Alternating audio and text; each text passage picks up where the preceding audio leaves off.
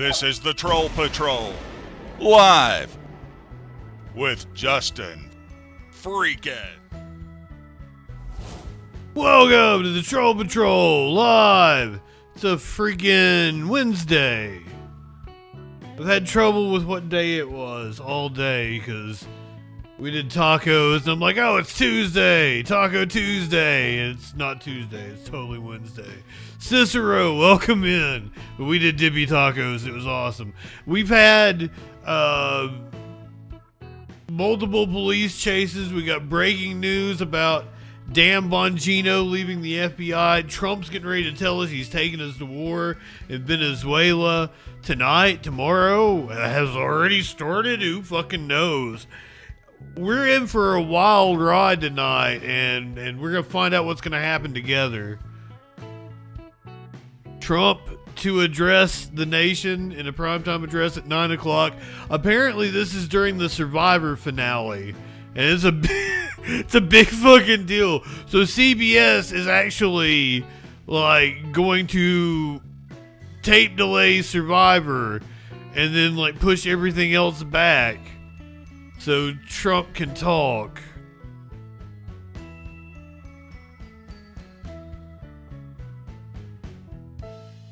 It's a night. Shit's gonna happen. It's gonna be wild. I'm glad you're here with me.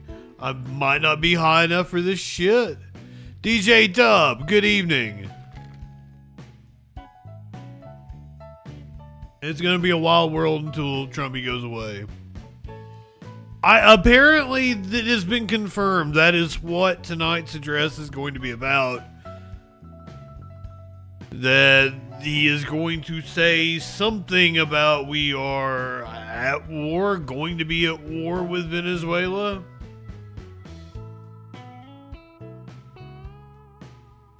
Wagging the dog is what this is called. We got breaking news about Dan Bongino leaving his post at the FBI. We've got a police chase just ended in Sacramento. So we might go to, because it was a dump truck. I guess we can go ahead and start off with the breaking news tonight, and possibly also ties into the release of the Epstein files, which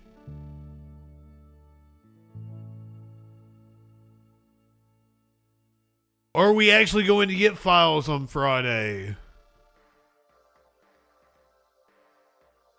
Deputy FBI Director Dan Bongino says he is leaving his job. We are learning in like the last literally 8 minutes, he is leaving Friday? that position. Wait. After some tensions, in part, right? Where am I at some here? Of this stuff. Talk us Deputy through it. FBI. There I am. Sort of commented on this in Fox News. And by the way, this is his tweet or whatever online X post in the last, you can see it. I mean, in the last 6 minutes here, 9 minutes about this too. Real breaking news. But yeah, when he started out before he came to DOJ, he was in this sort of podcast realm, and he was saying a lot of sort of really inflammatory things and making a lot of suggestions that weren't necessarily backed. Saying a lot of really stupid shit's what he was doing. The Justice Department, or the FBI, one of the first things that he really leaned in on was the pipe bomber case. And I think that that's something that he sort of will now try to take credit for and say, we got related this to January 6th. Right. Exactly. Right. But what got him interested in that was that he was fueling these conspiracy theories about the pipe bomb, that maybe this was a government setup. So it is just fascinating, as you're pointing out, to have these individuals who are very into these conspiracy theories then sort of getting inside and being like, well, maybe this wasn't exactly what I thought it was from the outside. He didn't even last a year in this position, though. Is that unusual to see the deputy director leave after that shorter period? It's unusual to have a podcaster in there in the first place in that position, and I think that, certainly yes, a person who is a career employee who knows what's going on, but certainly it's a very lucrative other side of the bar here. He's not making a huge salary right now as the deputy director or co-deputy director. He's going to make a lot of money when he goes back to the podcast. Well, he is. I was just pulling this up because President Trump, I want to make sure I get this quote right on my computer over here, that President Trump was asked just a little bit ago, did Dan Bongino tell you why he's leaving the FBI? And the president said, he did a great job. I think he wants to go back to his show. Yeah. He wants to get back to the podcast. And his family. He's also, that's been a theme ongoing, that he's been away from them, but the money doesn't hurt. We thank you for watching, and remember, stay updated. Oh, shut up, Tom Llama. On the NBC News app or watch live on our YouTube channel. We want Lester back.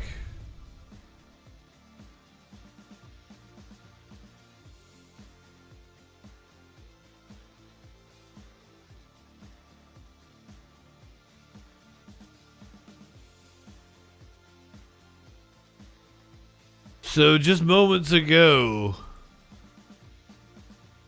in Sacramento, Flash, welcome in. We had a dump truck. Merged onto I-5 southbound and then merged onto westbound 80. And this is a pursuit of a dump truck. It goes over the Sacramento County, river right there on the California bridge, and then we'll be approaching Reed Avenue, which is where the CHP Academy is located. And then we'll have to wait and see, if they haven't already put out about 4:30 local time. Or do a pit maneuver. I don't know how you do a pit maneuver on a big truck like this, but you can't do a pit maneuver on a truck like that. Head towards Davis, or if they're going to head into West Sacramento and downtown Sacramento. But as you mentioned, not going too fast. Looks like just at about it's sped up there a little bit. This is the fastest we've seen since we've had that tracker on there at about 70-75 miles per hour. And so you can kind of see in the window here, there's a little bit of glare because of course we've got the sun today. Yeah. This is the first. Are you just not going back to work, Flash? A bit of a glare. So it's hard to tell if there's someone in the passenger seat there, but at least we can see there's nothing in the back of that dump truck. If you end up going postal, I guess they don't call it that anymore. Crossing the Sacramento River, so we have the Reed Avenue exit. Does not you lead police on a chase. Please call in. It's in that far right. Well, now is in the far right lane. Trying to figure out if that driver is going to take the exit there, but this vehicle is then approaching that merge, which eventually goes to the Davis Causeway. There will be a choice once the driver gets there, whether it's going to curve back around and start taking that stretch of free. Oh, he's getting off at Reed. He is getting off. No, let's see. No. This was about 30 minutes ago. And 80, and it looks he's going like 50 taking eastbound. 50. So this is a direction of traffic where most likely you will run into traffic because this is where it's gonna run into traffic. It's gonna be approaching commuters. Yeah, so maybe we can downtown. even zoom out a little bit if our photographer is listening. Zoom out a little bit, so they'll be going through West Sacramento, approaching Harbor and Capitol, and then right into downtown Sacramento. Although I do say, Curtis, there's probably going to be less traffic here for a longer time than what they would have faced if they went towards the causeway, because all that construction is still going on. So I counted now. We have 4. Oh yeah, I don't blame you. That's what I did at the last TV station I worked for. At this point, as soon as I knew I wanted to leave, I scheduled all my vacation time.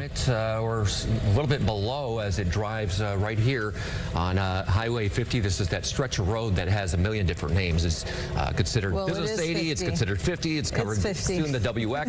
But now approaching traffic right here. Okay, so we're just hearing from CHP. This dump truck was stolen out of Roseville, according to CHP. The dump truck was stolen out of Roseville, which makes sense that it was on southbound 99 because they were probably on one of those back roads that leads from Roseville, like Arriego or something like this. Here it is coming off of the shoulder, and this would be an option where they'd just running into the dirt. West Sacramento, or if they stay in that right lane, they're going to take that little overpass that leads into downtown Sacramento, right near Sutter Health Park, and then the Tower Bridge. And it looks like they may be taking that, but it doesn't look like they're slowing down much to possibly pull over. They're just kind of pushing this thing along. I'm sure that dump truck also can't go that fast. Right. Well, that was Harbor Boulevard, where it looked like he got on over into the right lane, and would have been the lane to merge on to 50 right there. And then now approaching Jefferson Boulevard, where there are some options to either exit or, as Lisa was mentioning, taking downtown Sacramento. It just literally just says downtown Sacramento. It'll take you right up next to Sutter Health. So once again, we got Trump speaking at 9. We go straight into the Tower Bridge. Eastern time. That is in about 50 minutes. minutes. Between the slow lane and the shoulder right there as the driver is passing these particular vehicles. This happened about 30 minutes ago in Sacramento. To stay on 50 instead of taking that exit right there, getting around this driver who probably has no idea they're right next to somebody the CHP is pursuing. Yeah, because they aren't going exceptionally fast or anything like that. They are going a little bit faster than everybody else, but doing a lot of weaving around traffic. And now people are starting, it looks like, to pull over to the right a little bit, making way for the law enforcement that is following this dump truck at a really safe distance. And as you mentioned, we're seeing 4 vehicles. Look at the other vehicle at the top of your screen. That one's coming around. But yeah, they're going to be approaching the WX freeway, and it's usually pretty congested on the WX portion of Highway 50 eastbound. Unless they get back on I-5, they could get back after they go over the Pioneer Bridge. They could get back on I-5. That's also an option, and then they would be going north or south. We'll have to wait and see what this dump truck driver decides to do. Again, it reported stolen out of Roseville. So this has already traveled quite some way. All right, so the traffic there on the right is merging on from Jefferson Boulevard, and this driver now in the fast lane of 50 going east and approaching where there would be an option to exit I-5 and go either southbound or northbound through downtown. And at this point, though, that driver is staying in the fast lane. Yeah, and like I was saying earlier, because this is such a big truck, if it does crash, that's a lot of mass in motion that could create a lot of destruction for nearby cars. This isn't, like a smaller vehicle. And also this is going, relatively speaking, pretty fast for this vehicle as they head over the Pioneer Bridge right now, going into downtown, midtown Sacramento on the WX freeway. And it looks like this driver is going to stay on 50 eastbound and not branch off, because that would have been the exit right there.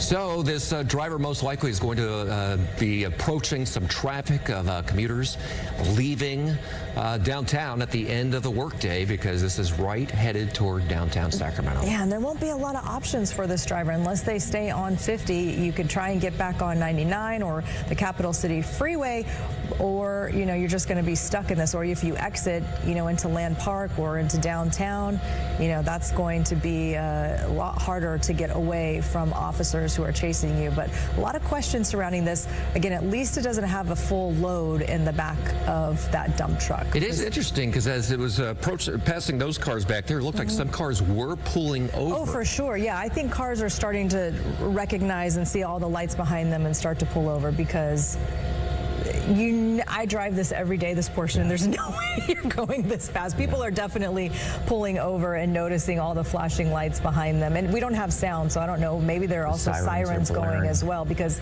you could never usually get through that quickly. Unfortunately. All right, here we go. We got a split screen right here, because this is the Caltrans camera, but you see those flashing lights there on the right. So we have the perspective lowered to the ground, and you can see a lot of red right there. Granted, the lights are starting to come on as the sun sets, but there are usually brake lights through this area during the commute. But overhead, you can see things have really slowed down here. This driver now going about 10, 20 miles per hour we've been seeing from the gauge there in Live Copter 3, and you can see... And welcome to Fix 50, whoever this driver is. Welcome to Fix 50. This is slow going, and this driver already was able to go a lot faster than what normally people are able to go at any time of day in this portion of the freeway. There's just a lot of construction still going on from Fix 50. But you can see people are definitely yielding to the right, getting out of the way of whatever situation this is. They probably don't know what's going on, but people are definitely doing the right thing and getting out of the way of this driver as they continue eastbound. I'm probably high enough for this shit. 99 or on the Capital City Freeway. It looks like they're just staying in that number 1 lane. So you always have to wonder when you're watching situations like these, what is going through that driver's mind. In this situation, you have 4 police cruisers, which I can guarantee. This was earlier. This happened like just 30 minutes ago. It just ended. What this person is thinking is the end game as they're driving through. Right before we came on. Right through downtown Sacramento with... This is in Sacramento. But I mean, why would you even, why would you even steal a dump truck to begin with? It's hard hard to even imagine what they're imagining because, doesn't make a lot You of need sense. to haul dirt. Why else would you steal a dump Eventually, truck? we'll find out Goddamn, woman, use your brain. And, the situation. Ironic, welcome in. Good evening. Try and get away. This is not the vehicle to pick. All right, so you see that now. About 45 minutes, we'll have Trump speaking from the White House, apparently telling us that we're going to war with in the heart of the Fix 50 project. Venezuela. Yep, hit that right there. Flo, welcome in. Cicero. But I know at one point. I mean, at this point, why not? There's not a split there until the driver's pulling all. Fire resist, welcome in. So this is the median area where the construction crews. He has grabbed a cone. Okay. So that's interesting that person even knew that. Maybe they don't realize that cone underneath is not a flat tire. Maybe they think it's something else. So now this person's in the median. This is where all the construction crews, because I know people that work on this. That's where they enter, and then that's where they will normally. So we've got other because they're working in this police chases that we can watch up until Trump. If you want to continue with police chases, we do a little bit of news. This driver is no longer going to have There's to some worry crazy ass news going We on. do have to worry about if there are any potential crews who. Well, I got to tell you, I'm not sure if there's an exit point to this because I think he ditched the cone. I think I saw it come out. right here. So at least this person. Oh, unless they went back over. No. They're now in the lane. They exited, and now they're in a lane that people actually drive on. So this was one of the splits, Curtis. Okay. This is one of the splits because, see, you can drive this right now. Okay. So this is one of the splits. They were in that little construction area, and then they got back on into one of the splits. Because eventually, Splits. How many times you gonna say splits, ma'am? that will all eventually be westbound 50. Exactly. Yeah. So I see. It's kind of weird right now because you're driving in the opposite direction of what eventually it will be. There's going to be another little split I got to tell you about. There's going to be another little split coming up. And if you Say split one more time. be able to get off on 65th or Howe Avenue, you're going to have to go on to Watt. But there's no Split ain't no country I ever heard of. cleared beforehand. Maybe we could zoom out just to give us some perspective of what's ahead of this driver. If we zoom out, thank you so much. We have the best photojournalists in Live Copter 3. And interesting to see. I mean, there's no traffic at all. There's no traffic in that lane. So, but you see that. Fair enough, Cicero. Keep it positive. Going into that area is they are avoiding all that traffic and potentially avoiding crashes by being. This is Sacramento. Fuzzy, welcome in. We have more cruisers now. 1, 2, 3, 4, I think we still just have 5, Yes. 4 or 5. I have no idea what's going on right now. Straggler coming behind the very end. There we go. Okay. So I wonder. And we had that split screen right there where you could see in the distance those flashing getting lights. back in. Getting Oh, shit. And now merging back into traffic. Yes. Very interesting. I feel like this is someone who is familiar with this part of Highway 50 because He's out of the split now. this pretty well. All right, we're looking into the windshield right there. Ooh, that's a now once sharp again turn. merging around. Oh. Okay, slowing down here, but in What part of Sacramento is this, Simba? that sign. It looks like that thing that was in the back. Totally taking out thing the that was catching driver's side Like fender. that's Yeah. no longer there. This is hard to tell if this is that split lane or if this is part of that construction median where they work. Nonetheless, they are separated from where we see all that other traffic. Yeah, that's great news. Hopefully this is a good thing in preventing any other cars from getting involved. Yeah, because in something this chase. big, if it crashes, that's gonna hurt a lot of people. Whoa, Smokey came out of nowhere. So once again, what we know about this is this started as a stolen vehicle in the Roseville area. We did get word that this ended up on southbound 99 just north of Natomas and then merged onto southbound I-5 in Natomas. This driver then went through the Natomas area and merged. Oh, it just caught something that was overturned on its side right there, right as it was going underneath that Oh, fuck, I missed it because I had Smokey. Oh, shit. side. Holy fuck. That fast. 99 just north of Natomas and then merged onto southbound I-5 in Natomas. This driver then went through the Natomas area and merged. Oh, it just caught something that was overturned on its side right there, right as it was going underneath. You didn't catch something. And it Like is the barriers come together. going. There was like, how? Why did you do that, dude? Went through the Natomas area and merged. Oh, It just caught something that was overturned on its side right there, right as it was going underneath that Wheels overpass. And it is on its side. And it wasn't going that fast, but it doesn't take much. So it must have just hit something. Was that concrete barrier that it hit and just flipped on its side? It's hard to tell, but it's such a narrow area. That Holy shit.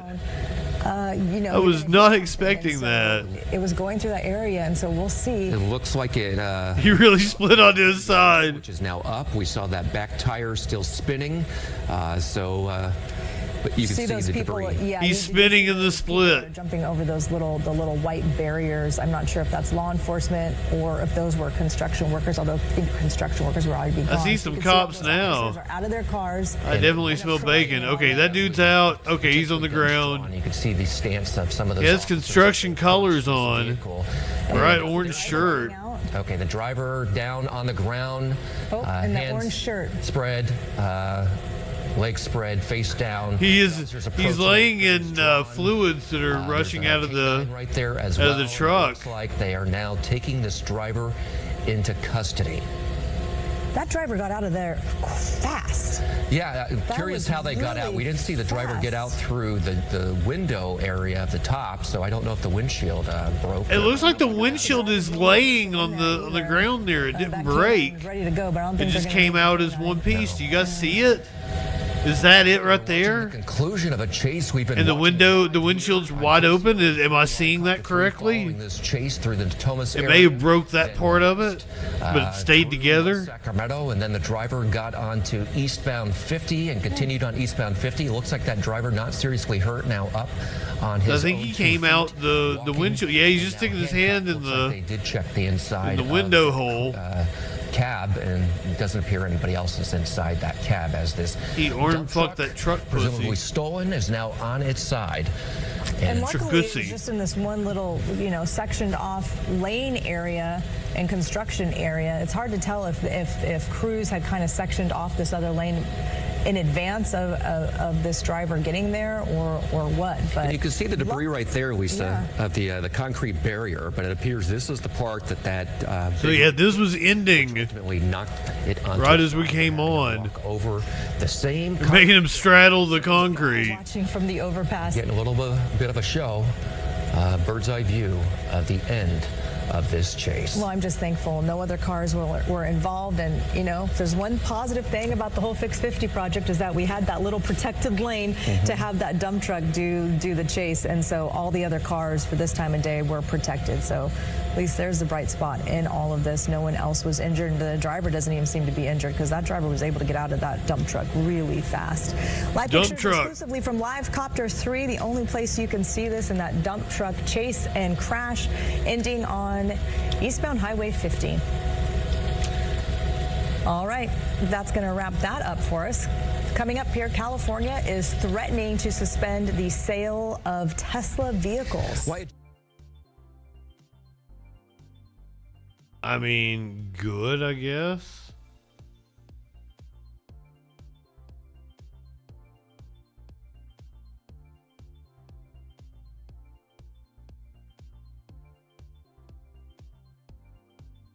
A titty slap! What the? Come on now.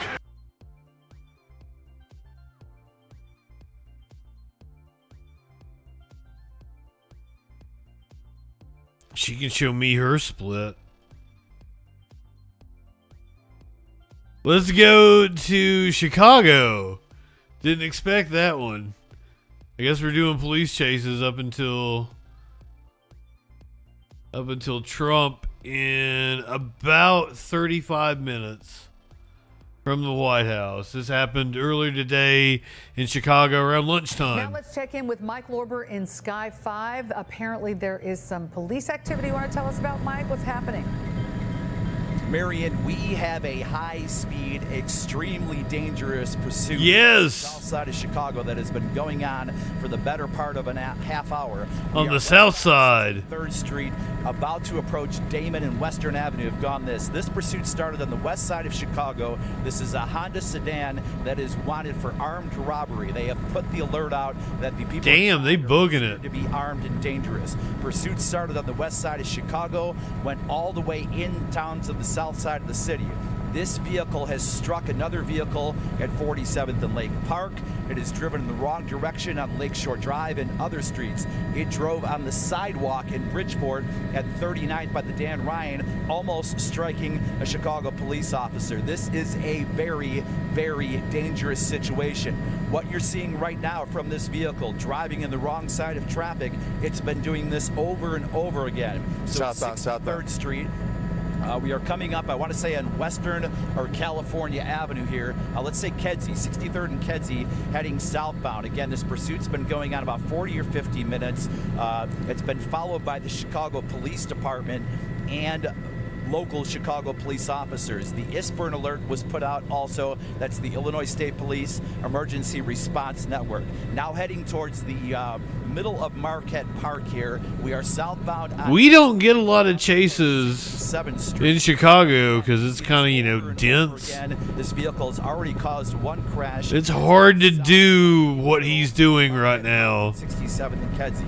Vehicle's been driving at a high rate of speed. Initially, as I'm listening to the scanner. So initially this was just being pursued or followed by an aircraft, but once this vehicle drove so erratically, struck another vehicle, went up on the sidewalk and almost hit, we go west on 71st and Kedzie, almost hit another vehicle. That's when Chicago police had decided to pursue themselves. And again, you've seen us do these pursuits before. I was complaining there hadn't been very many that vehicle, our Chicago police chases. Now we got like 3 within a 24-hour period. 71st, I want to say about Holman West. Yay. First in Holman. We're now here in the city's south side again. This started on the west side of Chicago near Holman, all the way up by Division Street, went into the city, in on the Eisenhower, south on Lakeshore Drive. The vehicle actually drove in the wrong direction of Lakeshore Drive, struck another vehicle at 47th and Lake Park, eventually made its way to Bridgeport. You'll see the middle of the United States had a Arctic blast last week, coming in the other direction, and now is going to be experiencing the vehicle continues to drive erratically. A heat wave through Christmas. Location here. Okay, Go ahead, Marion. Now I'm just going to ask you to remind everyone the police pursuit protocols that the Chicago Police Department has, because we. Where's he going? And it looks like he hit drive through a fence. Through a gate. Just hit a dead end. This is a gate here. So we are westbound at 71st Street. This guy. It certainly is a dead end. Where you going, dude? Here, we're at about 71st Street. 71st. Hold on, I'm getting information. So 71st Street, we're just on the other side of Central Park, behind that industrial building there. A lot of police will be moving in. So again, I want to caution everybody in a large way who's watching here. It looks like it used to be a department store or some How shit. dangerous this vehicle is. We're trying to keep track of it. Residential area. Now we've got people running around. Jumped over the fence. And they're now in the neighborhood. Jumped over the fence here. I only saw one person, Mike. If you saw more than one. Three people. Okay. So yeah, we've got 3 people in the vehicle. We're off of Pulaski here. So we've got off of Pulaski. We're about a block east of Pulaski. We are at north of the bridge. So that brings us at about 71st Street. This pursuit's still going though. Jack, from what I can see, the pursuit is still going. I don't see any police officers or any cruisers at all. We're still seeing police officers. All right, yeah. So we've got people running, but while they're running, we still got cars coming in. So cars are coming in all kinds of directions. So let's get this is an erratic situation here. We are. What is that accent? 71st. That's an undercover popo. Place, 69th place in the yard here. We're just west of Pulaski. Into the yards on 69th in Kedvale. 69th in Kedvale. Okay, I can see that there look like the police officers may be circling that area. I've only seen one person, but I know there's 3 that you've talked about. But I've only seen. It's just that Midwestern. Okay, so there's 3 people running there. Northern Midwestern accent, isn't it? There are the Wisconsin, Northern Illinois kind of shit. You have to stay with the people being pursued. I'm not exaggerating here when there are 20 to 30 Chicago squads flying into the scene right now. So we're in the back of the yard here. That person just We are jumped about the fence. 69th and Kedvale. 69th and Kedvale. Nice. Warn everybody, this could be a dangerous situation where there could be shots fired. A lot going on. A lot of. I would expect no less. This is the being pursued. They are being Chicago Police Department. 3 people thereafter running in different directions. I just saw 2 of them run northbound behind a van and a 3rd person run eastbound. So the people that we So are this seeing is running around- are not police officers. These are the suspects who are fleeing, right? They're running. That's who we're looking at. I believe not so. pursuit. Yeah, I Police believe in a so. foot pursuit. Okay. It's hard to tell Right. from this vantage point because it looks like Did she say Need for Speed, Hot Pursuit? officer's uniform. So right now, let's We got more. I did several undercovers. We're in a neighborhood. There are people that could be home. There could be kids home. You know, if they're homesick from school. Tell us exactly where you are, Mike. Around 69th and Kedvale here. So this is Nice. the south side. We're about 30 minutes away from West Trump of this, and we speaking saw this when in the White House. was going west, went right into those large train tracks. If you've ever driven over Pulaski or Cicero, you've got those large tracks. That's where it drove, went into an industrial. Driven over Cicero. See the police officers that I talked about, they're flying into the area. Below us here, flying at about 200 feet elevation, is the Chicago police helicopter. They're looking for these people. This is a very residential area here on the southwest side of Chicago. A lot of these homes that are closer together. 3 people bailed from the vehicle. That's what we saw from Sky 5. That's what we've heard from the dispatch here, running in different directions. So now we've got basically a search situation here and a dangerous situation for residents in this area. All right, Around 69th and Kedvale. Okay, 69th and Kedville. Let's recap where this started. There was They like saying 69th and Kedville. robbery happened and why the police are so concerned that these people are particularly dangerous. Right. 1 person is in custody. I've just been told by the Okay, Chicago 1 police person in helicopter custody. that 1 person is in custody for 2 other people. Jack, if you can, and I know you need to stay, widen out for just a little bit, for about 2 more seconds. So you can see the layout of this neighborhood, right? You've got a curved street. There's the Chicago police helicopter that I was talking about. And you've got a curved street here where it kind of comes around in a little semicircle here by 69th and Kedvale, a couple blocks west of Pulaski. A lot of places to hide here, a lot of close-knit homes here, garages. So this is a difficult search for the Chicago Police Department. But we saw What a quaint little neighborhood. A few dozen officers. They keep. All right, so we've got an address here. Lenny, welcome in, my friend. I hope you are well. So they're looking at 7024. Thank you for the resub. Building now is where they're searching. Okay. 24 months. It is a 2-year anniversary. It was my affiliate anniversary the other night. Pursuit started on the west side of Chicago here. We picked it up about Ferdinand and Kedzie. Vehicle went south on Sacramento, in on the Eisenhower, south on the Dan Ryan, south on Lakeshore Drive. It was my 5-year affiliate anniversary. Honda.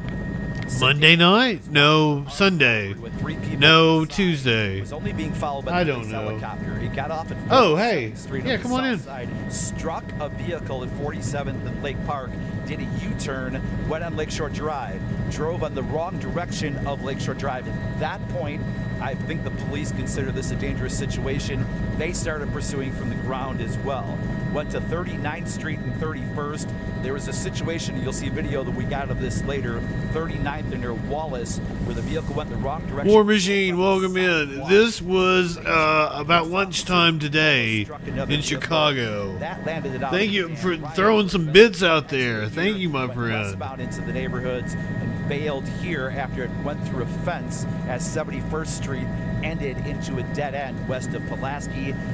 3 people got out. They were run around the neighborhood between 69th and 70th in Kedvale. 1 person in custody. 2 are still being looked for at a very close look neighborhood. So Princess Kimberly, welcome in. Oh, it ended abruptly. I'm sorry. Don't worry, I got one more. This one happened last night in San Fernando Valley. And this will take us up until the Trump speech at the top of the hour. We are waiting for Trump to speak at 9 p.m. Eastern. That's in about 24 minutes. Was that Smokey? Smokey is talking to Curiouser over here. Question marks. Thank you for the resub.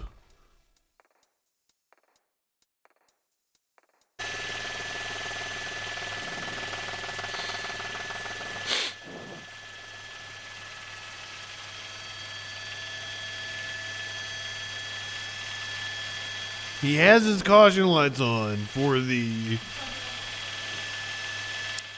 Copy.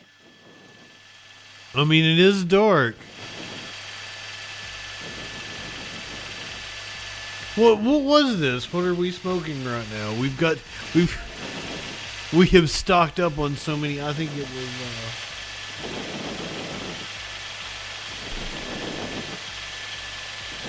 was the really dark one. Really? Oh, okay. Well, it's no OG then.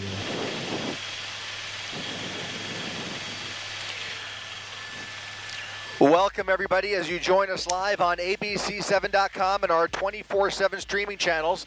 Chris Christie up in Air 7 over a pursuit, a CHP pursuit southbound on the 101 We freeway, smoked making its way through the San Fernando Valley. Picked it up just before Calabasas. Sunrocks has now been exceeding speeds of 100 miles per hour with at least one spike strip attempt as we now make our way. I tried to our way towards Sherman Oaks subscribe 405. to someone last night because I'm on. I rarely ever have Prime activated, but I have it right now. So I tried to go and subscribe to somebody, and it says Prime subscription not available right now. And I'm like, well, that's bullshit. License plate. That is. Do I know? I've gotten it before. I've gotten it before because it's like I'm on a free trial of Prime. I never pay for We are it. in Sherman Oaks, passing Woodman Avenue. But I've always gotten a free Twitch sub. I've always gotten all the benefits, so it's weird. I looked it up and it said disconnect and reconnect, and I did that, and it still didn't work. As the weather I don't know. is an issue this evening. Beyond the San Fernando Valley, the LA Basin is pretty much socked in at this moment. LAPD with limited options here, but LAPD... Because I was even like, I don't even think it's connected. I think I'm just, you know, it's the same login. It's my maintaining a Amazon safe distance account. there with that primary unit. About But it is connected. There's a thing inside of the, like the Twitch panel. It's a whole bunch of headache. 4 units total in this pursuit. Looks like even a 5th. I am so high right now. Oh my god! I don't even need to smoke. Where's my? Yeah, we had amazing. We had dippy tacos. I don't think I have Willie Nelson on here. I need him. I need Willie right now. Did I hit that? Yeah, I'm Willie Nelson on there. That's what he says on the drop. Copy that. Just gathering a little more information. Apparently this all started in Ventura County. CHP handing this off to the West Valley units who are continuing this pursuit that started as a traffic infraction. Apparently the one was driving with the lights off. So he was blacked out. So it started out as his driving with the lights off. But still failing to yield here.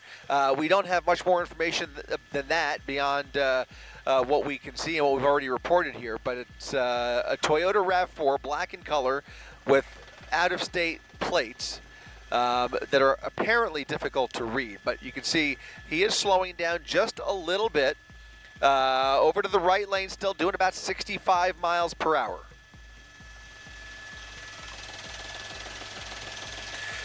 Now committing to the southbound 101 freeway. That's going to take him towards Cahuenga, heading towards Universal City here. Going to be heading towards the Cahuenga Pass.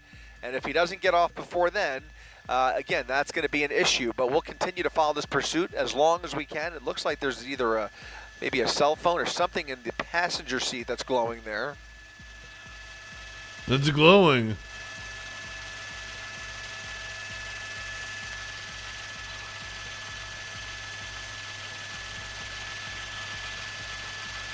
Possibly Idaho plates.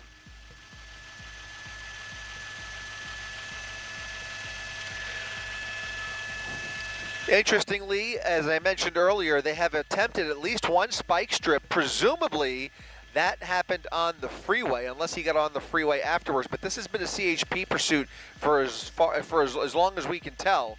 And so in all likelihood, that spike strip may have been executed on a narrow part of the 101 freeway, or at least a quiet part of the 101 freeway. Obviously, that's going to become less of an option. They'll not easily be able to repeat that as we head towards the Metro LA area here, but he is continuing to slow down a little bit here. We'll see if he shows any signs of exiting the freeway, and if they do, if he does, perhaps they will authorize a pit maneuver. Right now, that is an unlikely option as well at these speeds. Again, the freeway is a safe space for this pursuit. As you could tell from this shot right here, he's got plenty of freeway to play with, both ahead of him and now behind him, as they have created something of a traffic break behind him. So they are setting up for whatever comes next, but they are preventing motorists from getting anywhere near this pursuit at this point. So they're keeping the public back. And hey, Jack Cruiser says hi. Distance. Again, the crimes here are not egregious. They are not violent. This is a traffic infraction. Yeah, it was a traffic infraction. We've got a helicopter following him. We got how many? A dozen cop cars? Right behind this suspect. And such a waste of resources. That are ready for the felony stop when this comes to an end, both to bring the suspect or suspects into custody, but also to keep the public back. This is a Toyota RAV4. From what we could tell, it appears that that passenger seat is empty. He's now in the Cahuenga Pass here, making his way through the Hollywood Hills. We just passed Universal, continuing southbound on the 101 freeway.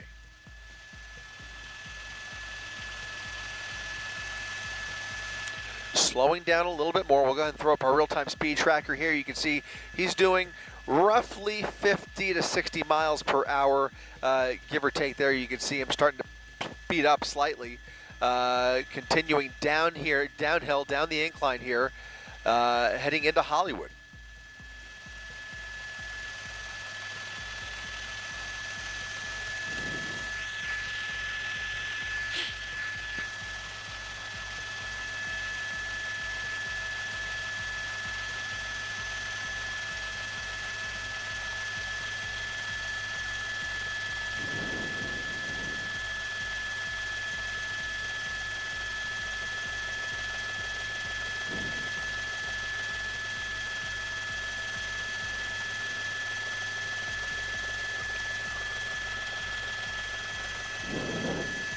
Doesn't appear that they have a lot of intel on this suspect, as they are continuing to try and run these plates, trying to gather more information. Again, this all started as a simple traffic infraction. The driver was traveling with his lights blacked out, and that has changed. He has since put his headlights on. He's got his hazards flashing, but still refusing to pull over. For an unknown reason, he has engaged the California Highway Patrol in a high-speed pursuit, speeds at times in excess of 100 miles per hour, heading straight down the 101 freeway from Ventura through Calabasas into the San Fernando Valley, and now into the LA Basin here, as we've just come out of the Cahuenga Pass here, heading straight through Hollywood, southbound 101 freeway, coming up on Gower and continuing to flee CHP here, now doing about roughly 60 miles per hour.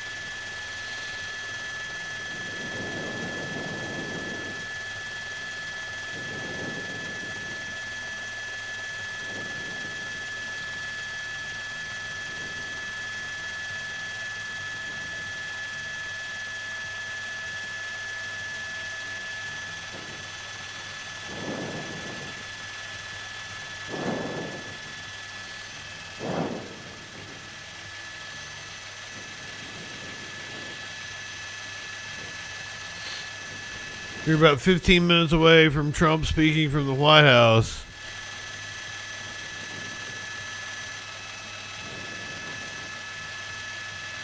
Working gal, welcome in.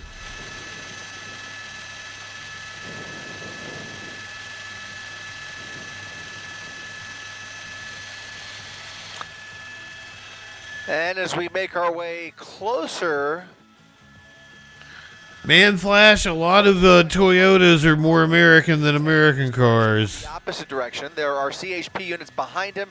There are CHP units ahead of him. Again, to repeat, they have created a traffic break that is allowing him to traverse these various lanes of the 101 freeway, but it's also allowing California Highway Patrol to potentially set up ahead of him, perhaps that unit right there, to eventually set up ahead of him for another spike strip attempt. We'll see if they greenlight that. It certainly appears that that may be an option here with the traffic conditions as light as they are here this evening. That may come into play. We've already seen at least one spike strip attempt on the freeway earlier on in this pursuit. Just passing Vermont Avenue southbound on the 101 freeway.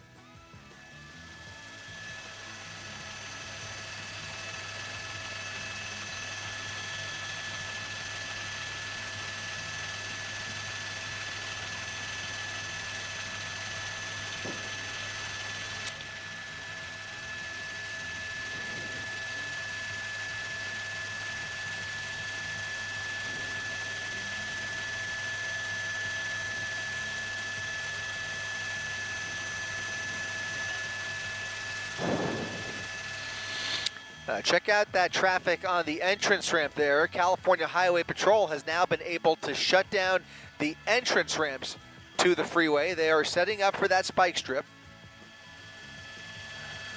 And it looks like they just tried it. I don't know if he hit, but they just... I didn't see anything. Did you guys see anything? Right there at the exit as he made his way past Silver Lake Boulevard. Is it stuck up under there? We're not able to see whether he struck that spike strip, but they did set up for it. Again, the second spike strip in this pursuit on the freeway. You can see more CHP units entering the freeway, engaging in this pursuit. There's at least about 10 units involved in this pursuit now.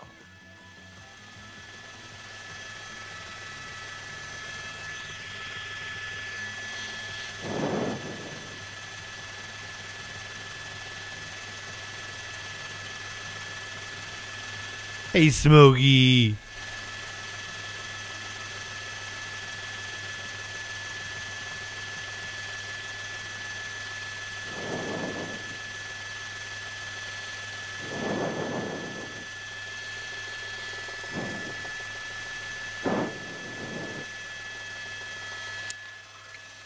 Continuing southbound 101 freeway through Echo Park now, getting closer to downtown LA where the air is getting thicker. That moisture is extremely dense in the air. Not quite ground level fog, but bring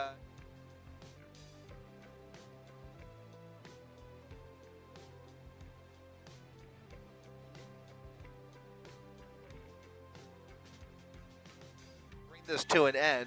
Understand now that that spike strip that we saw moments ago failed. He did not hit it. Was able to navigate around that spike strip. Again, this is the second no-hit spike of this pursuit. They keep trying. Again, something we don't see very often, but when traffic conditions are light like this and they seem to have control of the freeway here with those traffic breaks, they have the ability to execute those spike strips, even at these speeds, which is very unusual, but you can see he is now really picking up steam here, going about 100 miles per hour. This is about as fast as we've seen him go. He was going much faster in the earlier minutes in this pursuit, but for the better part of the last 10 minutes, he's been slowing down dramatically. Now he appears to be really stepping on it, making his way southbound through downtown LA on the 101 freeway. Making his way downtown. Da-da-da-da. Do you hear ICOM? Okay. That should be.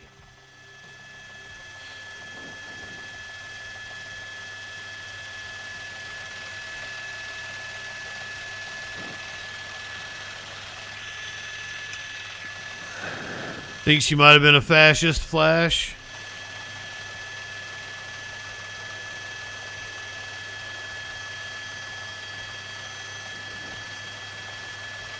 Copy.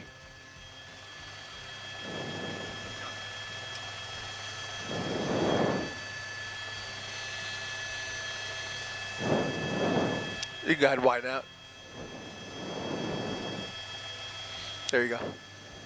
Or are we going to lose them because of fog?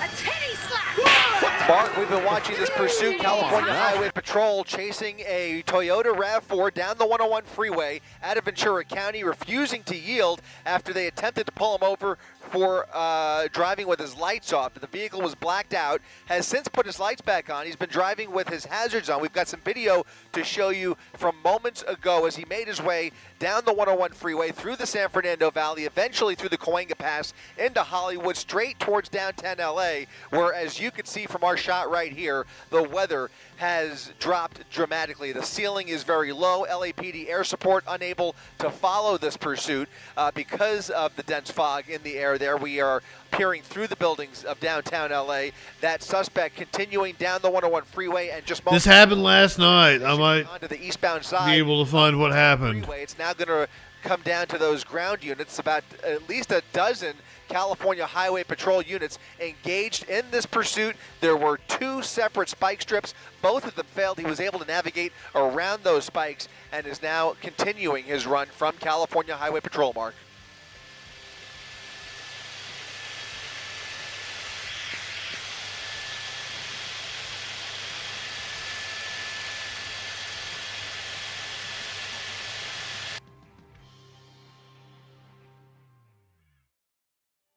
It's unclear if the suspect was apprehended, so we shall pretend that they were. We are about 7 minutes away from Trump speaking at the White House.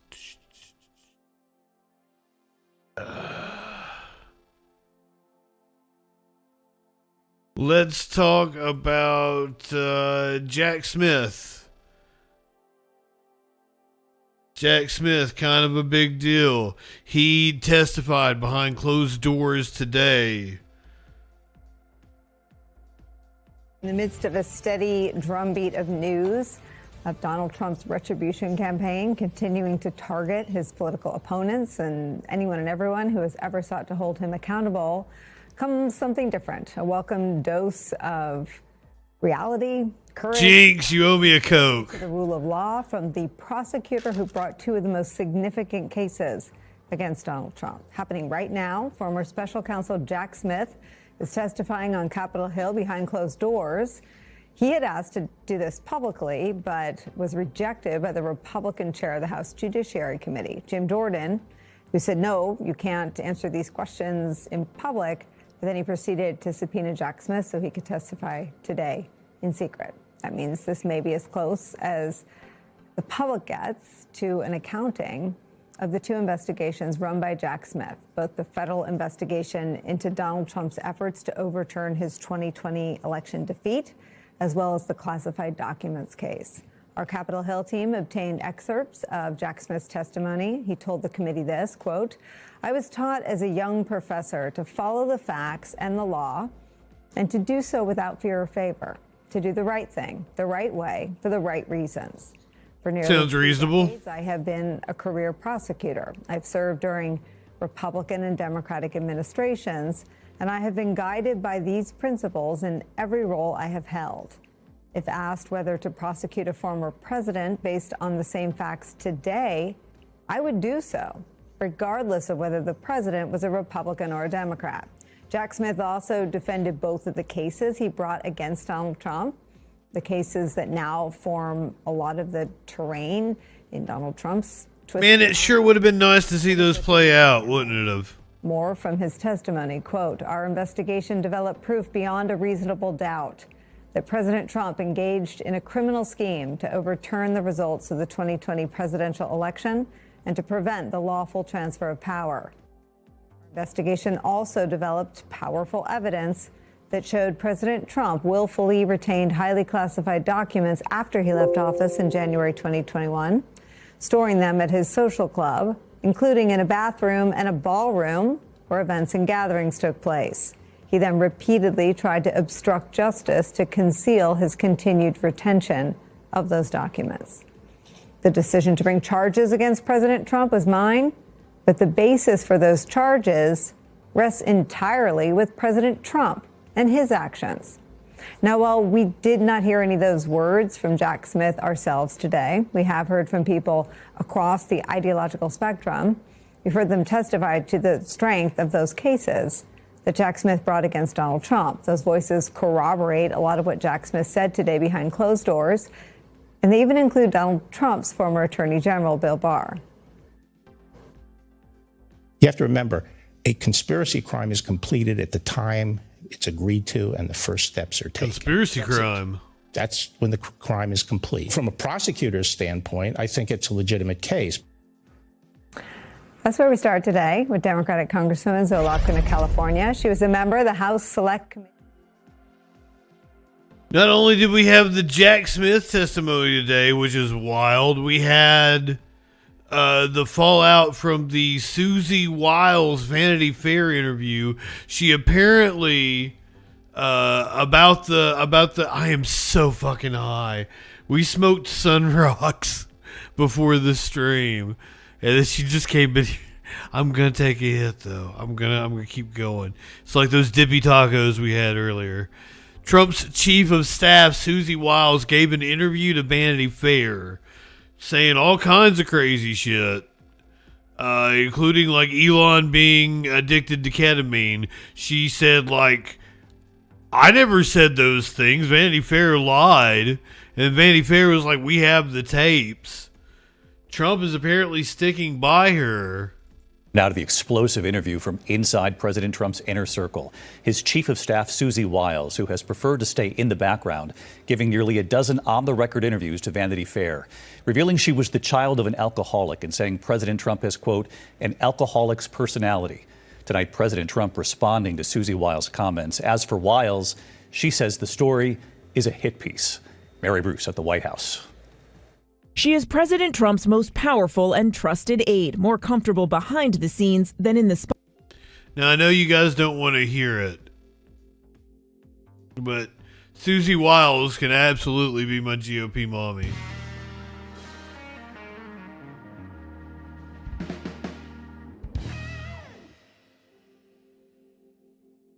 Matter of fact, would be at the top of the list for GOP mommies. She is a foxy lady. Spotlight. Susie likes to stay sort of in the back, let me tell you. The ice baby. Susie likes it in the back, eh? But tonight, White House Chief of Staff Susie Wiles pulling back the curtain in an extraordinary series of interviews with Vanity Fair. Wiles, who says her father was an alcoholic, describes her boss, the president, as having an alcoholic's personality, noting that Trump, who does not drink, operates with the view that there's nothing he can't do. Nothing. Zero. Nothing. Wiles also has choice words. Dip, I don't discriminate. Discussing the push to release the FBI files into sex offender Jeffrey Epstein, Wiles says Vance has been a conspiracy theorist for a decade. Vance today responding. Sometimes I am a conspiracy theorist, but I only believe in the conspiracy theories that are true. Wiles also points a finger at Attorney General Pam Bondi, saying Bondi completely whiffed her handling of demands to release the files on convicted sex offender Jeffrey Epstein. She ain't wrong. The DOJ may be releasing the list of Jeffrey Epstein's clients. Will that really happen? It's sitting on my desk right now to review. Wiles telling Vanity Fair there is no client list, and it sure as hell wasn't on Bondi's desk. She does acknowledge the president himself is in the Epstein files, but not doing anything awful. She says the two men were sort of young, single playboys together. Trump has fought efforts to release the Epstein files, instead ordering Bondi to investigate Epstein's relationship with Democrats, like former President Bill Clinton. But Wiles tells Vanity Fair the files include no incriminating evidence about Clinton, saying the president was wrong about that. She also says this claim about Clinton is not true. I never went to the island, and Bill Clinton went there supposedly 28 times. Wiles telling Vanity Fair there is no evidence Clinton ever visited Epstein's private island. The president tonight standing behind Wiles, telling the New York Post she's fantastic. I've read his biography. It's an a wild read. Personality. Trump saying, I don't drink alcohol, so everybody knows that. But I've often said that if I did, I'd have a very good chance of being an alcoholic. I've said that many times about myself. I do. It's a very possessive personality. And David Wiles also acknowledges that the president has sought retribution against some of his enemies, saying, quote, when there's an opportunity, he will go for it. Tonight, Wiles calls the article a disingenuously framed hit piece, though she doesn't deny saying these things. David. Mary Bruce live at the White House. Mary, thank you. Let's take Tom Lama live on NBC right now as we prepare. Oh, here's Trump. He's going. Anything like it, and I think most would agree. I was elected in a landslide, winning the popular vote and all 7 swing states and everything else, with a mandate to take on a sick and corrupt system that really just took the wealth from people and crushed the dreams of the American people. For the last 4 years, the United States was ruled by politicians. Wait, is this going to be about Venezuela? Outsiders, illegal aliens, career criminals, corporate lobbyists, prisoners, terrorists, and above all, foreign nations, which took advantage of us at levels never seen before. They flooded your cities and towns with... I'm so fucking high right now. Your hard-earned savings. They indoctrinated your children with hate for America.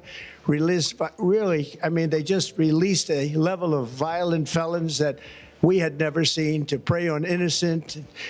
They caused war. They caused mayhem.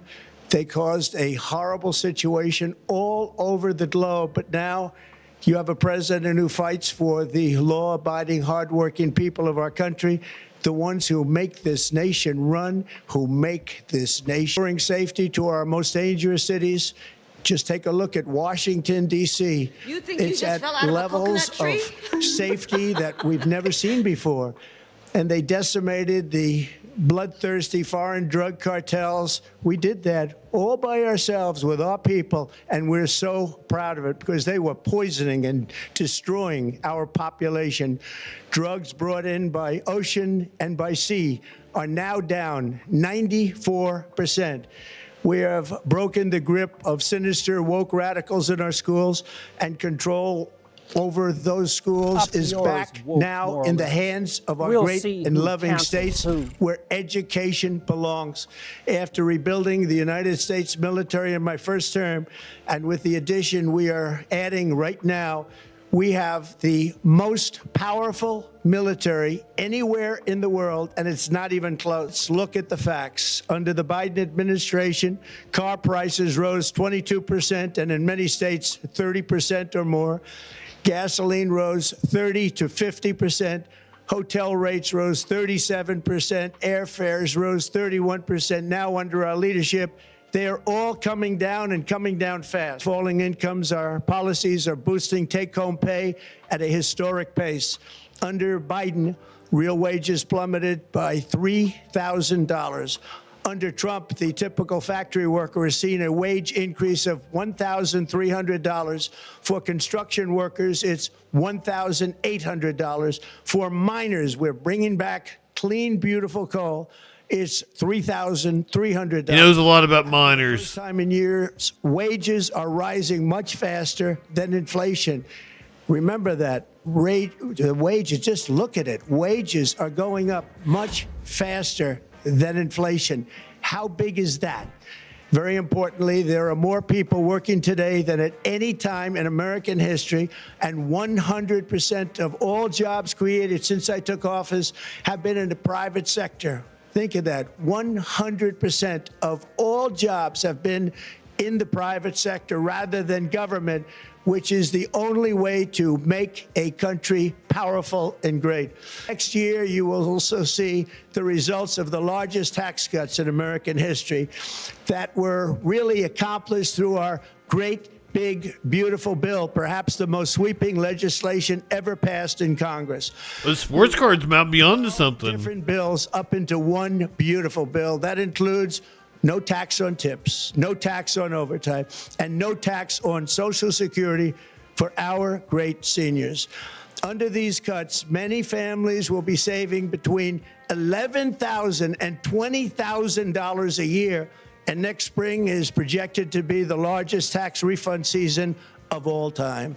Because of tariffs, along with the just passed One Big Beautiful Bill, tonight I am also proud to announce that more than 1,450,000, think of this, 1,450,000 military service members will receive a special, we call Warrior Dividend before Christmas, a Warrior Dividend. In honor of our nation's founding in 1776, we are sending every soldier $1,776. Think of that. And the checks are already on the way. Nobody understood that one until about 30 minutes ago. We made a lot more money than anybody thought because of tariffs, and the bill helped us along. Nobody deserves it more than our military, and I say congratulations to everybody. And by the way, we now have record enlistment in our military, and last year we had among the worst recruitment numbers in our military's history. What a difference a year makes. In addition, I'm doing what no politician of either party has ever done, standing up to the special interests to dramatically reduce the price of prescription drugs. I negotiated directly with the drug companies and foreign nations, which were taking advantage of our country for many decades, to slash prices on drugs and pharmaceuticals by as much as 400, 500, and even 600%. In other words, your drug costs will be plummeting downward. And I used the threat of tariffs to get foreign countries who would never have done it to pay the cost of this giant dollar reduction. They stopped ripping us off, and it began as of 4 days ago. There has never been anything like this in the history of our country. Drugs have only gone up, but now they'll be going down by numbers never conceived possible. It's called Most Favored Nation, and no president has ever had the courage or ability to get this done until now. The first of these unprecedented price reductions will be available starting in January through a new website, TrumpRx.gov. And these big price cuts will greatly reduce the cost of health care. I'm also taking on the gigantic health insurance companies that have gotten rich on billions of dollars of money that should go directly to the people. The money should go to the people. That's you. So they can buy their own health insurance, which will give better benefits at much lower costs. It will be far better health insurance. The current Unaffordable Care Act was created to make insurance companies rich. It was bad health care at much the too Unaffordable Care Act. We see that now in the steep increase in premiums being demanded by the Democrats, and they are demanding those increases, and it's their fault. It is not the Republicans' fault. It's the Democrats' fault. No, that microphone is perfectly placed. Everybody knew it. Again, I want the money to go directly to the people so you can buy your own health care. You'll get much better health care at a much lower price. The only losers will be insurance companies that have gotten rich, and the Democrat Party, which is totally controlled by those same insurance companies. They will not be happy, but that's okay with me, because you, the people, are finally going to be getting great health care at a lower cost. Another major focus is the cost of energy.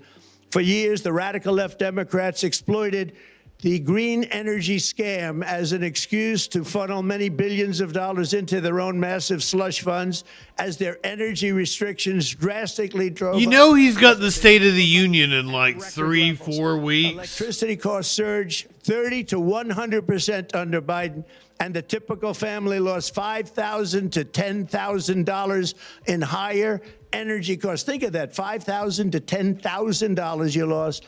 On day one, I declared a national energy Because that's kind of the speech he's giving right now. It's now under $2.50 a gallon in much of the country. In some states, it, by the way, just hit $1.99 a gallon. And within the next 12 months, we will have opened $1.99 new electrical generating plants, a record, and it's a record that won't be beaten by. Yeah, I don't mean to sound like I'm disappointed that he He isn't out here talking about how we're going to attack Venezuela. Electricity and everything else will fall dramatically. The Democrat inflation disaster, again, the worst in the history of our country. Also, is this him trying to like soften the blow? Indeed, the American dream. The yearly cost of a typical new mortgage increased by $15,000. It's a business tactic in 11 months to like hit him with good news and then $3,000. hit him with the bad news. A lot lower. Wait till you see. The numbers are going to be shocking. And I'll soon announce our next chairman of the Federal Reserve, someone who believes in lower interest rates by a lot, and mortgage payments will be coming down even further. Early the new year, and you will see this, in the new year, I will announce some of the most aggressive housing reform plans in American history. A major factor in driving up housing costs was the colossal border invasion. We have never been invaded. This is the worst thing that, frankly, in my opinion, the worst thing that the Biden administration did to our country is the invasion at the border. The last administration and their allies in Congress. I should have had a Biden counter. I wasn't expecting him to talk about Biden so much. Housing, while your rent and housing costs skyrocketed. Over 60% of growth in the rental market came from foreign migrants. At the same time, illegal aliens stole American jobs and flooded emergency rooms, getting free health care and education paid for by you, the American taxpayer. They also increased the cost of I hope Hunter and his gigantic dick they are not even to are be doing mentioned. incredibly well right First now. time in 50 years, we are now seeing reverse migration as migrants go back home, leaving more housing and more jobs for Americans. In the year before my election, all net creation of jobs was going to foreign migrants. Since I took office, 100% of all net job creation has gone to American-born citizens. 100%. In the end, government either serves the productive, patriotic, hardworking American citizen, or it serves those who break the laws, cheat the system, and seek power and profit at the expense of our nation. Look at Minnesota, where Somalians have taken over the economics of the state and have stolen billions and billions of dollars from Minnesota and indeed from the United States. I don't think that's true. Put an end to it. This is kind of like a campaign rally. Election. The vast majority of good and decent Americans were forced to watch as corrupt politicians plundered the halls of power, exploited our taxpayers, and pillaged every system. Once again, it was apparently the Survivor season finale. Not anymore, and you see that every day. Not anymore. We're putting America first, and he's preempting Survivor. Very simple. We are making America great again. Tonight, after 11 months, our border is secure. Inflation is stopped. Wages are up. Prices are down. Our nation is strong. America is respected. And our country is back, stronger than ever before. We're poised for an economic boom, the likes of which the world has never seen. Soon we will host the World Cup and the Olympics, both of which I got. But most importantly, we will celebrate the 250th anniversary of the Declaration of Independence. There could be no more. Hey, now I might eat socks for Christmas dinner. Than to He's very juicy, the comeback of America, fat and plump. Began just 1 year ago. When the world looks at us next year, let them see a nation that is loyal to its citizens, faithful to its workers, confident to its identity, certain to its destiny, and the envy of the entire globe. We are respected again like we have never been respected before. To each and every one of you, have a Merry Christmas and a Happy New Year. God bless you all. So nothing about Venezuela. War Machine. We've just been listening to President Trump there give a year-end review in his first year back in the White House. Essentially a greatest hits. So shut up, Tom Llama. For his first year back in the White House, I want to bring in NBC News Chief White House Correspondent Peter Alexander. Peter, as we sort of unpack what the president just said, we should also set the table that this is going to sort of lead into the midterms. And the president has said, the White House said that even though he won't be on the ballot, he very much will be campaigning. And tonight felt it was all about the economy and all about affordability and what he has said his government and his administration has done for the American Translation, it's all about the Benjamins. That Yeah. dividend, that active duty military members will get a bonus of $1,776, a nod to the 250th anniversary of this great country, but also sort of muddying the waters when it comes to Wait, is that a Puff Daddy song? Take on the health insurance companies come next year, but also not exactly explaining what's happening with Obamacare and what's going to happen with the subsidies come next year.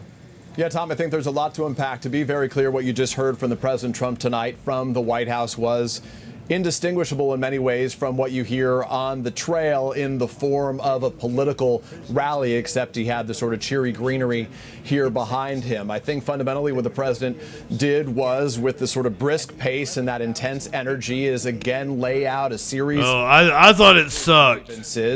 Many falsehoods in the course of it. And again, repeatedly, he blamed right out of the gates his predecessor, Joe Biden. There are a series of things to fact check, including the president's claim that when he inherited this mess, as he described it, it was the highest inflation the country's ever had. That is not true. By the time he took over, inflation had dropped significantly. It remains at that place right now. But fundamentally, Tom, for the president, the challenge he faces going forward is that he, like his predecessor, is trying to tell Americans that things are better than they say they are feeling. 2/3 of Americans right now said they are dissatisfied with his handling of the cost of living and inflation. Tom.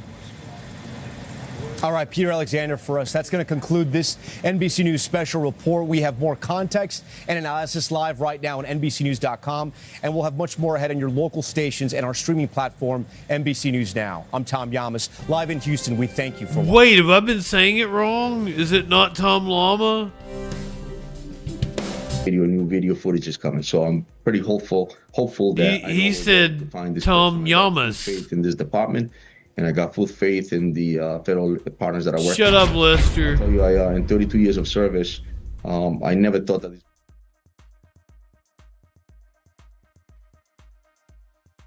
Jim Russell gave me a shout out. I appreciate it, Jim Russell.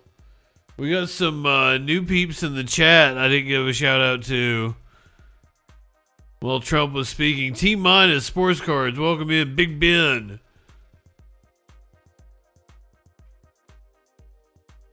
Pepperman, welcome in, my friend. Glad to have you here.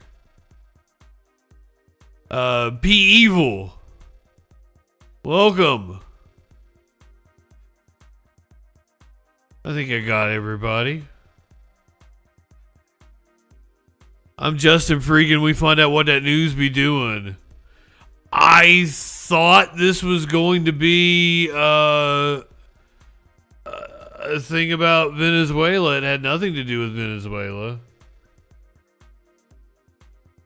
Earlier today, we learned that Dan Bongino is going to be leaving his role in January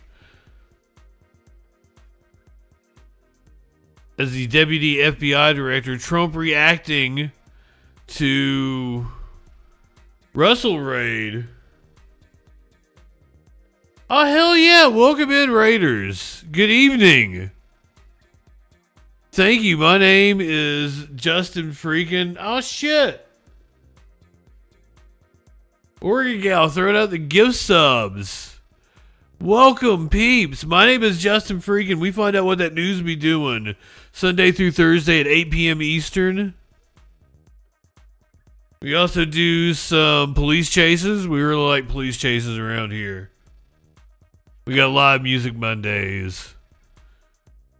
I used to pull from my gigantic collection of television shows, but I got popped for copyright the other day, so I might want to watch out on that.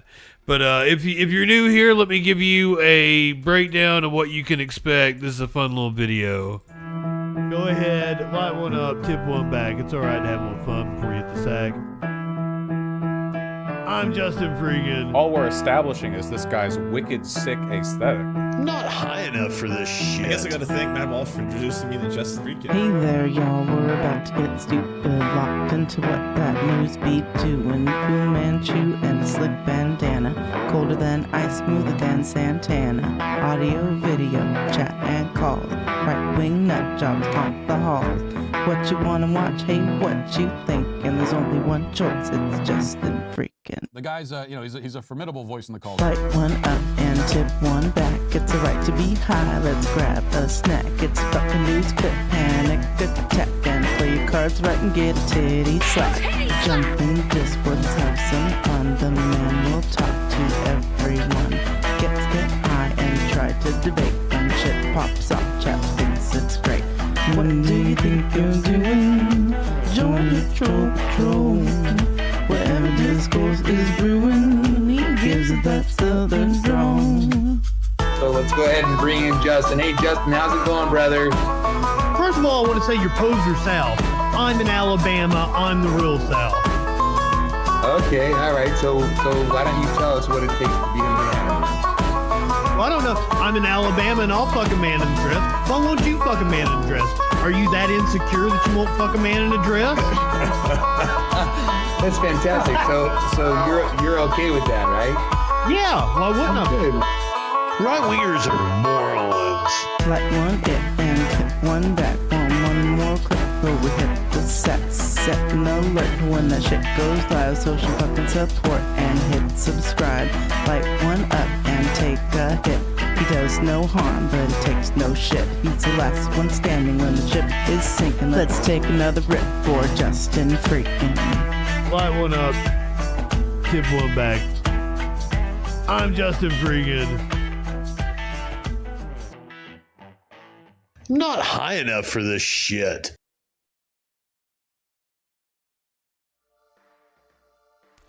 You heard the lady. Light one up, tip one back. That's the Media Winch. Made an awesome song for me. Tell me what you guys are smoking.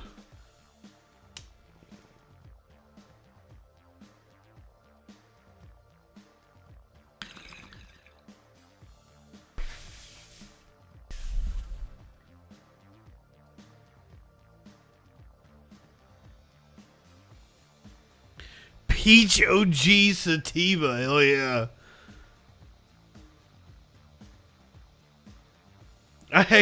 I don't usually keep a vape card around, but I have one here. But it's a really shitty one and it keeps getting clogged. Yeah, it's totally clogged. Fuck that shit. Hype train. Does that mean that we should do something besides the news? Should we do a police chase? Should I do bullshit news? Crazy shit. Get off of the politics. What do you guys want? Tell me. You guys are in charge. I'm eating this is some peanut butter fudge. I'm Christmas candied out. I went and got myself some Christmas crack, some peanut butter fudge.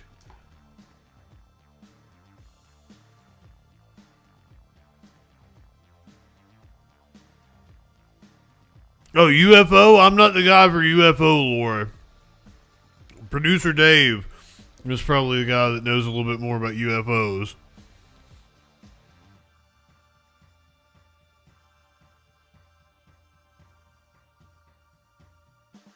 GG number 4. Barry White pen. I got a Barry White pen. I've never heard of Barry White.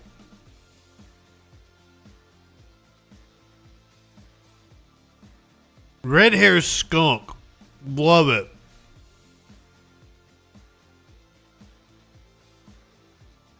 Got off flower like 3 years ago, you know? Cool. Oh, fuck. Did I say your name right?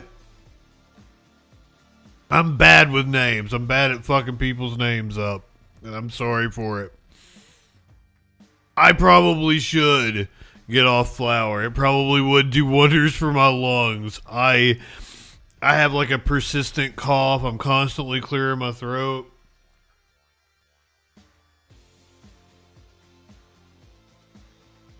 Oh, Girl Scout cookies is good. I've had that before. We went to the weed store today, and I don't even remember the 2 strains I bought. She's got the packaging in there. Like, I grab. Oh, I do. It has it on one of them. Kim Dog. I got some Kim Dog.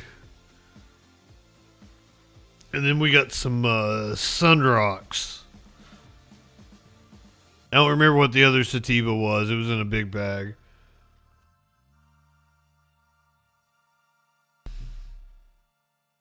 Gorilla Glue 4. Berry White is blueberry and White Widow. Oh!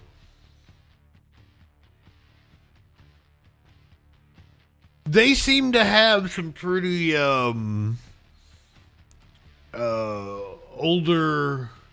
What hype chest? What does a hype chest mean?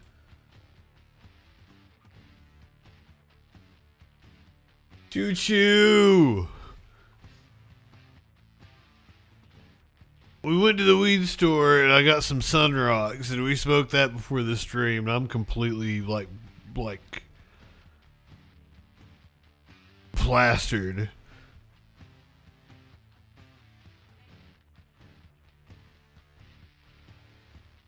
So I looked it up.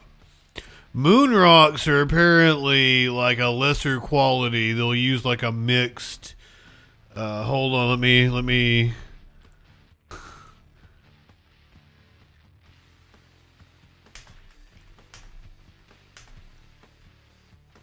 Yeah, I'd never had Sun Rocks before. I wanted to get something. Moon Rocks and Sun Rocks are both highly potent cannabis products. Moon Rocks are typically made using a base of medium to high grade cannabis. Sun Rocks are considered a more refined and exclusive version of Moon Rocks. They are crafted using only top shelf high quality cannabis flower. OG Kush coated a high purity strain specific concentrate and then dusted with keef. It is all white and powdery. It looks like Christmas. It definitely looks like Christmas. But I wanted to get something special, but we have these cocoa spoons.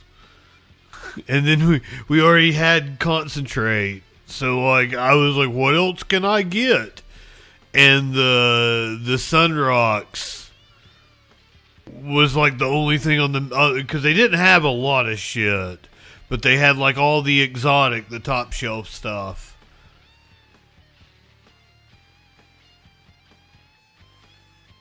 It's you can tell by my eyes. My eyes don't normally look this bad. Do you guys you want to do crime stories? You want to do shit that's not politics? You want to do the politics? Tell me. What are we doing? Here's Trump's dumb ass talking about something. All right, well, that was a beautiful event for 3 great people. And they're now looking down, and their parents and wives and all of them. Ooh, crime. I mean, devastated, but great people. Great people. So thank you very much for being there.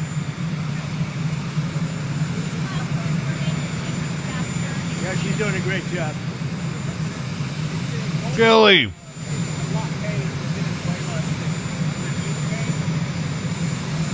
Just a blockade.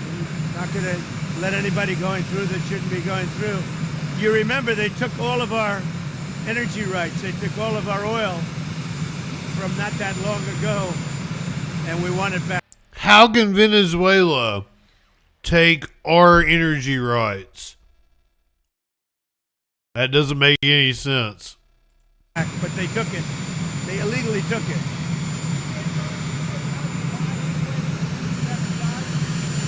Oh, Dan did a great job. I think he wants to go back to his show. Yeah, I do. Talking about Dan Bongino leaving the FBI. Wants to go back to his show. Oh, I forgot to do the no cussing. Land, oil rights, whatever. Sorry. They took it away because I'm now on the clock. Maybe wasn't watching. But they're not going to do that. We want it back. They took our oil rights. We had a lot of oil there. As you know, they threw our companies out, and we want it back. Well, I think... How can you have a lot of oil there? That's impossible. The message this evening is we inherited a mess, and we've done a great job, and we continue to. And our country is going to be stronger than ever before very soon. Thank you very much, everybody.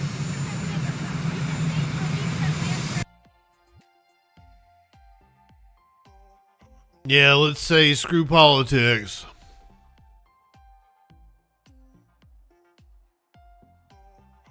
Let's go to...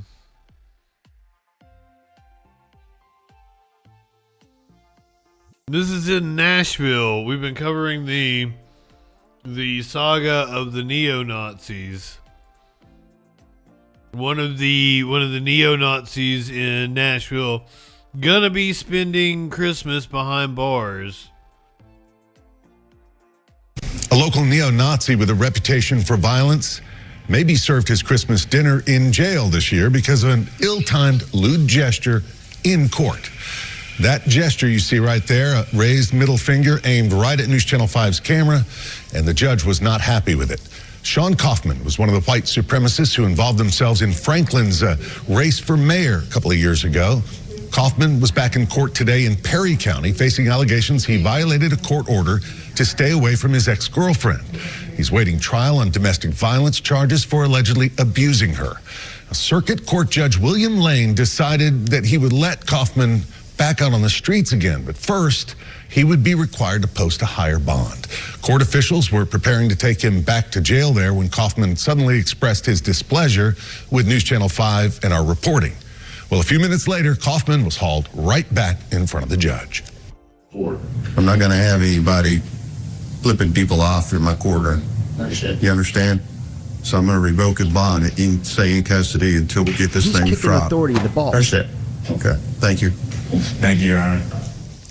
The judge also hit him with a separate 10-day sentence for contempt of court. Oh, fucked up there. Sorry. They apprehended a suspect in the shooting that happened at Brown University, but then had to release that suspect. They're still searching for a suspect. This is the latest. Rhode Island, police released these images. You see a person dressed in a jacket and hoodie. Authorities say the individual was in proximity of the person of interest. All we know is that that person was in the vicinity of the subject that we have an interest on, and we want to speak with them. Both now at the center of the investigation into the deadly mass shooting at Brown University. Today, police also released this color-coded map based on surveillance footage. It shows the confirmed locations of the person of interest. You see the engineering hall where the attack happened here. He will be caught, and it's just a matter of time before we catch him. This amid growing concern about campus security. Overnight, President Trump joined the calls for accountability, questioning the lack of surveillance cameras inside the prestigious Ivy League building. Today, Brown released this statement pointing to the university's expansive network of security cameras, but authorities acknowledge a critical gap. There weren't a lot of cameras in that older part of that Brown engineering building. Tom pressed Providence Mayor Brett Smiley earlier this week. This is Brown University, an Ivy League school, one of Tom the Yama schools in the country. How was somebody able to access that building? Tom Yama. 2 students, injure 9 others in this day and age. So, Brown University is a little bit unique from other universities, and it's something that I think is beautiful, which is it's an open campus integrated with the neighborhood. I think if I could describe him in one word, it would be magnetic. Friends of victim Mohammed Aziz Amirzakov say the campus needs to change its approach to safety. I do think it would be a good idea for them to implement some stricter security measures to prevent something like this from happening again. Yeah, I mean, that's a sad reality to have to sit with at 18 years old. Yeah. The university's president also explained why the school's siren system did not go off. They were concerned that it would send the students rushing back into the building toward the active shooter. Tom? We thank you for watching, and remember, stay updated on breaking news and top stories on the end. They didn't activate the alarm because they were afraid it would send students back towards the shooter.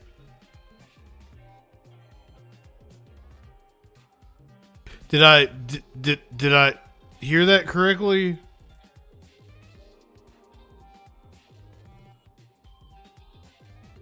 I can believe that, DJ Dub.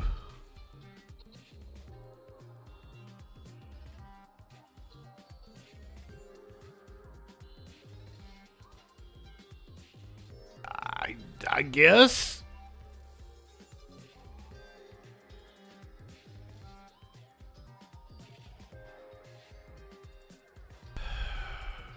Last time I was with you guys was... Ooh, that's it. That's what we'll do after the stream. Last time I was with you guys after the Troll Patrol on Twitch. Last time I was with you guys, Rob Reiner and his wife were killed by their son. We didn't know for sure at the time, so we'll do a little mini tribute to Rob Reiner. I've got several television episodes he makes appearances on. Allegedly, Nick Reiner making his first court appearance earlier today. Video and let me say, like, I have found I have found a lot of the stories, the headlines, especially like the New York Post, incredibly distasteful. I know I'm one to talk. During the moment Nick Reiner was taken into custody, the murder suspect seen raising his hands as LAPD moved in, cuffing him less than 6 hours after police discovered the bodies of his father Rob and mother Michelle.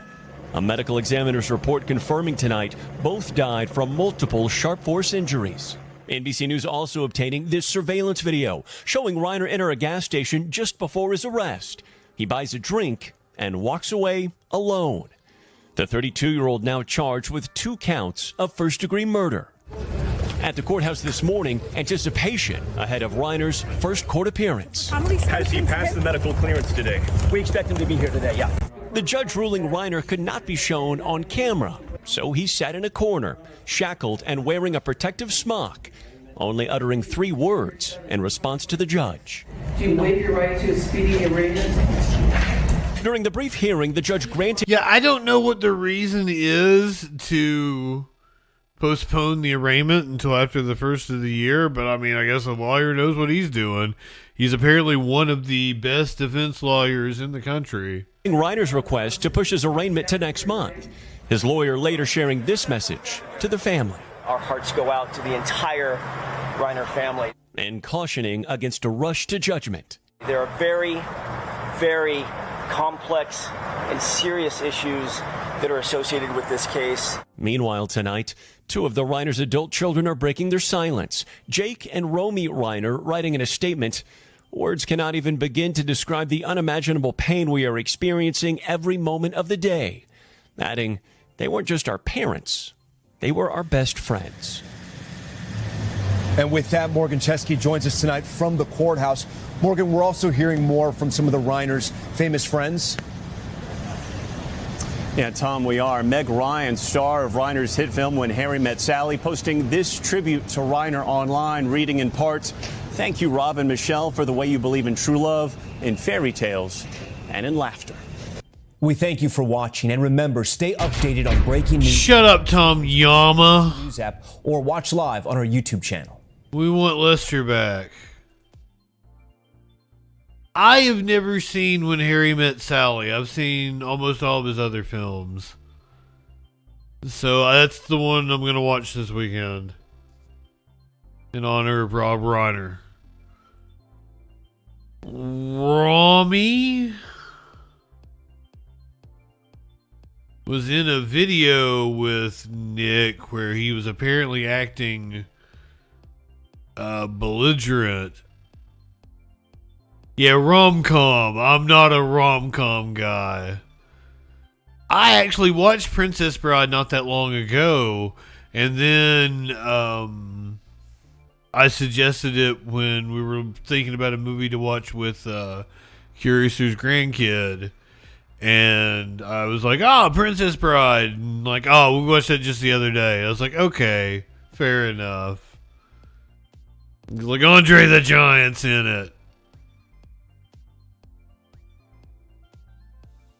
That would explain why it's like political thriller. Yeah, A Few Good Men. Totally there. I've actually not seen Spinal Tap. Either of them. They've been on the list. I've been meaning to do a double feature and watch the old one and the new one.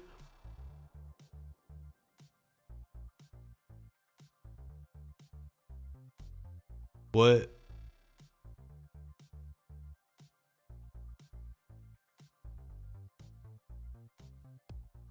Princess Bride is amazing. Highly recommend the Andre the Giant documentary. I think it's HBO.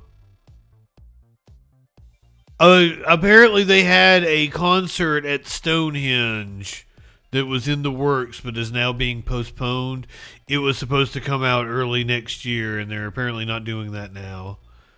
Fun Ski, welcome. This is Nick Reiner with Rami. Everyone wants to know how you get your exercise in because you're so lean. I do it like ISIS. It's from 2016. I usually only do one at a time.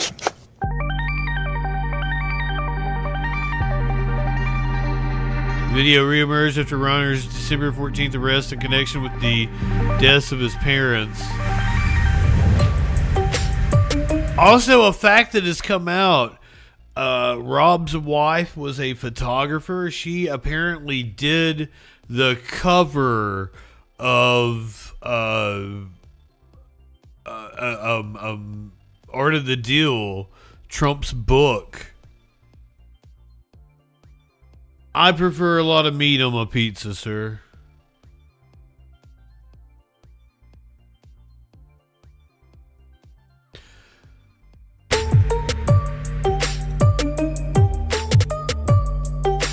And I don't even care if anyone calls me a Sally because I'm a snail and I'm never gonna fail. And you know what? You're gonna have to bail me out of jail.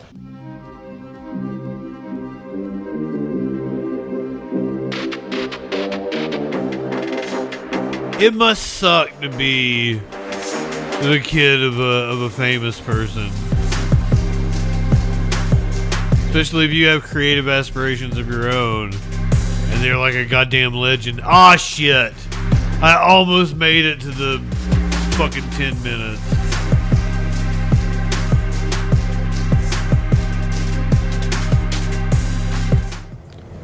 Where'd you get this weed? Say and spell your first and last name for me. Well, I ain't gonna tell you my first and last name. Most people know me as Did David. We're wondering Do you what... know how long this interview is gonna be? You're gonna say I'm a This is our producer, Katya. Of this book, this is one of my favorite reads. Oh, they do suck. By the campfire or like relaxing. My point would be that, like, rock and roll bass. Sorry. if you were the son of a genius, you are likely a fail kid, especially in comparison. Okay, good. See you in Japan. Yeah. Yeah. I can't wait for Japan. Why did you, when you were sitting by the campfire... Two smart people are likely to have a dumb kid. To come because have you read to them about it? I mean, I thought that intelligence regresses to the mean. Totally falsified in every way. Yeah, falsified. Donald Trump. No. He's my man. He's my man. Conversely, two dumb people are likely to have a kid that's more intelligent than them.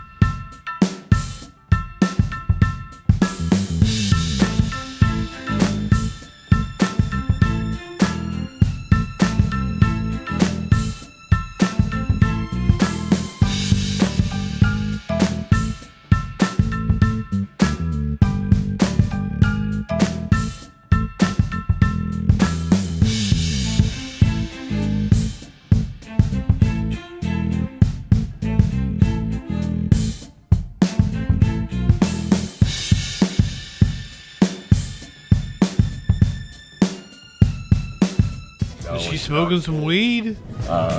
Jenny from the cul-de-sac, of course. She has a boyfriend now who's in the military. He's actually dead. Just died in Iraq. She moved to Patagonia. What was it? Pasadena. I guess it could have been pretty awkward when PETA approached you about joining their team. I'm gonna go kill that dog.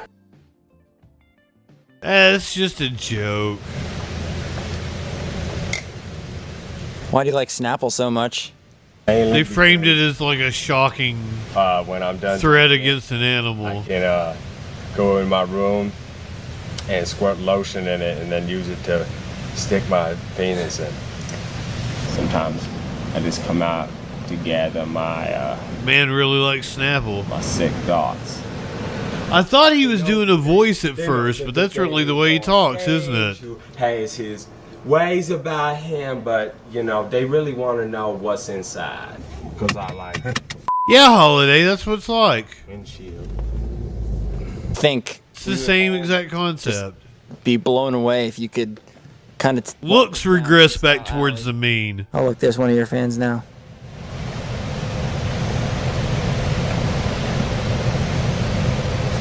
That's Barbara.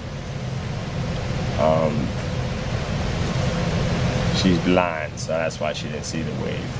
The geniuses, the brilliant ones, the people. I'm referring to myself, if you're curious. You know, we're close to making a deal that will, of course, make him the worldwide star that he deserves to be. 50 million on the line, and they were like practically just jacking me off the whole time. Going to a party. What?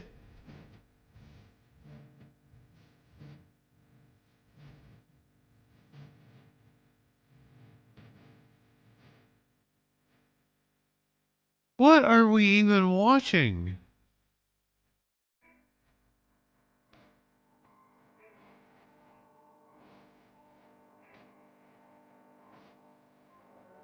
I think he's doing some business deals.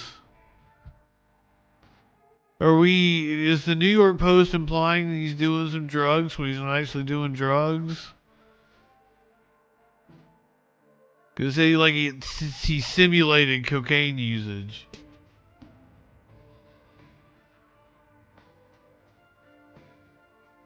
Is this some movie they were filming?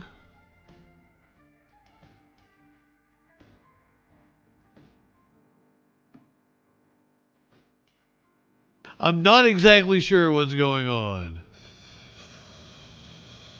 Yo, Good. I feel really good. I feel like I'm like 100 different people right now. Do you feel really? I do too.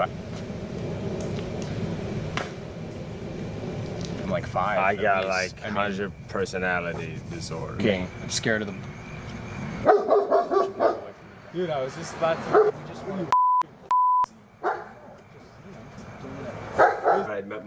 My mouth is getting a little parched because of how much I'm talking to y'all, but this. Anyway, we really haven't really delved into anything deep, so.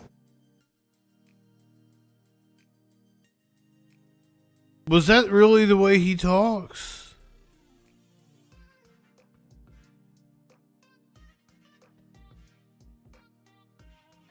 I'm dumbfounded.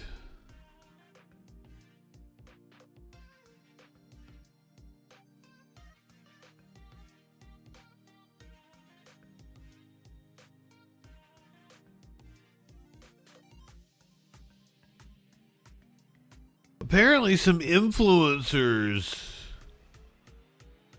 caused chaos outside of the Reiner house because, you know, that's the world that we live in 2025.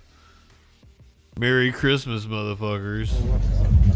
Influencers clash with police outside of Rob Reiner's home. The gentleman over here was threatening me. Yeah, there's a lot. He said, she said, she said. He's a lot of. I have everything on stream. He's got a goddamn Burger King hat on. The guy tried to grope me. I have autism. I'm sitting here minding my own business. Guy kept grabbing me inappropriately. And I'm uncomfortable. I want to press charges. I want to press charges. Yes? Let's go down there and watch it. Yeah, let's go watch it I'm going to leave my stream here. He's claiming that he got groped. bring my string here so we can see it, but it's a little bit quiet. Gentleman over here is making threats towards me. My stuff was molested. My stuff was molested. I'm standing on what I believe in. For my in the chat. He touched my property, and he's invading my creative bubble. Can you guys step back over there, please? Thank you. I don't pay a lot of money to the directors.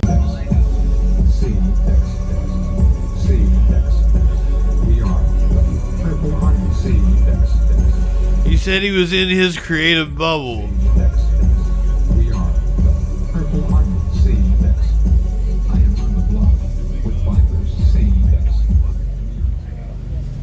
Turn it down, please. Can you turn it down, please? Someone just died. Have some decency, please. Someone just died. Have some decency, please. Alright, look, we're just trying to keep the peace, keep the music down. We're getting complaints that people are harassing each other around here. There's possibly a pepper spray. We don't want it to get out of hand. These guys are actually harassing me. They're threatening me. Okay. Coming up to me, like threatening me. Okay, well, just turn down your music, okay? That's all we want. After 7 a.m.,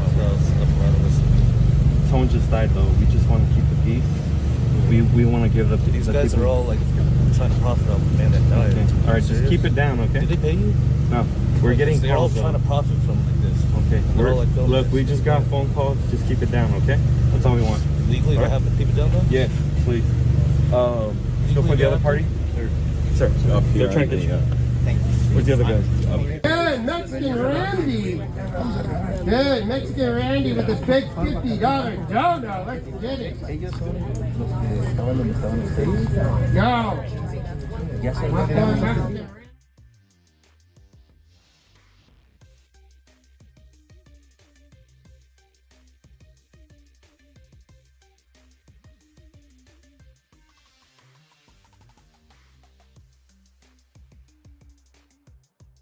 Let's go international for this next one.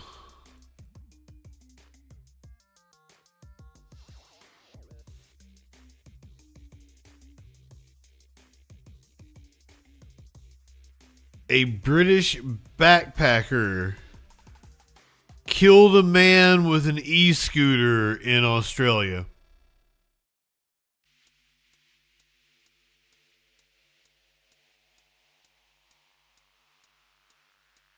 Which sounds wild.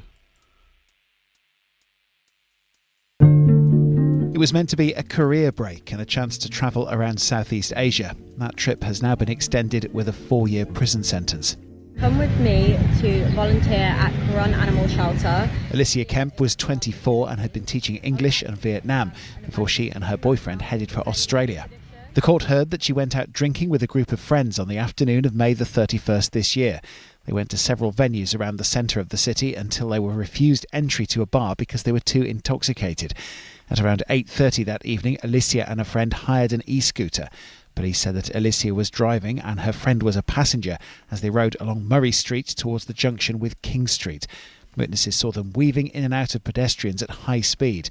It was later revealed she was more than 3 times over the alcohol limit for electric vehicles. An English backpacker is facing up to 20 years behind bars after admitting to killing a Perth father in a drunken e-scooter crash. Alicia pleaded guilty to a charge of dangerous driving, causing death while intoxicated in August. The scooter collided with Tan Pan, a 51-year-old structural engineer who'd been out for dinner with friends.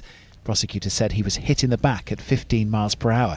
He fell, hit his head and suffered a significant brain bleed. He later died in hospital. The passenger travelling with Alicia Kemp was also injured. Speaking at the time, Tan Pan's family described him as a beloved husband, father of 2, brother and dear friend. In a victim impact statement in court, his wife described the hardship, both emotional and financial, she's undergone without him. She's now caring for their autistic son who cannot live independently. She said he keeps asking when his dad is coming back. This tragic case has sparked a debate about e-scooters in Western Australia. There have been crackdowns on unsafe riding. The city of Perth and some other areas have now indefinitely suspended hired scooters. Alicia Kemp cried during the hearing in Perth's District Court. The judge accepted that Alicia had no malicious intent, but that it was not an accident and she was responsible for the death of the victim. She added that it was important to send a clear message that e-scooters are not toys. Ms. Kemp is extremely sorry for what happened.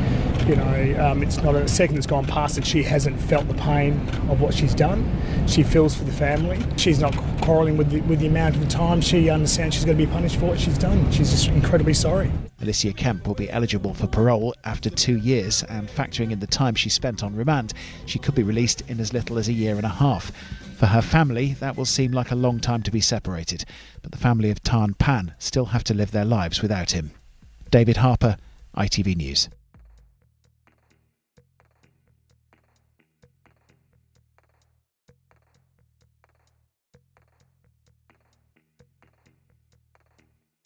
One of the first big high-profile cases that captured national attention in my childhood was the case of JonBenet Ramsey and her killing. And apparently we have new developments in the JonBenet Ramsey case.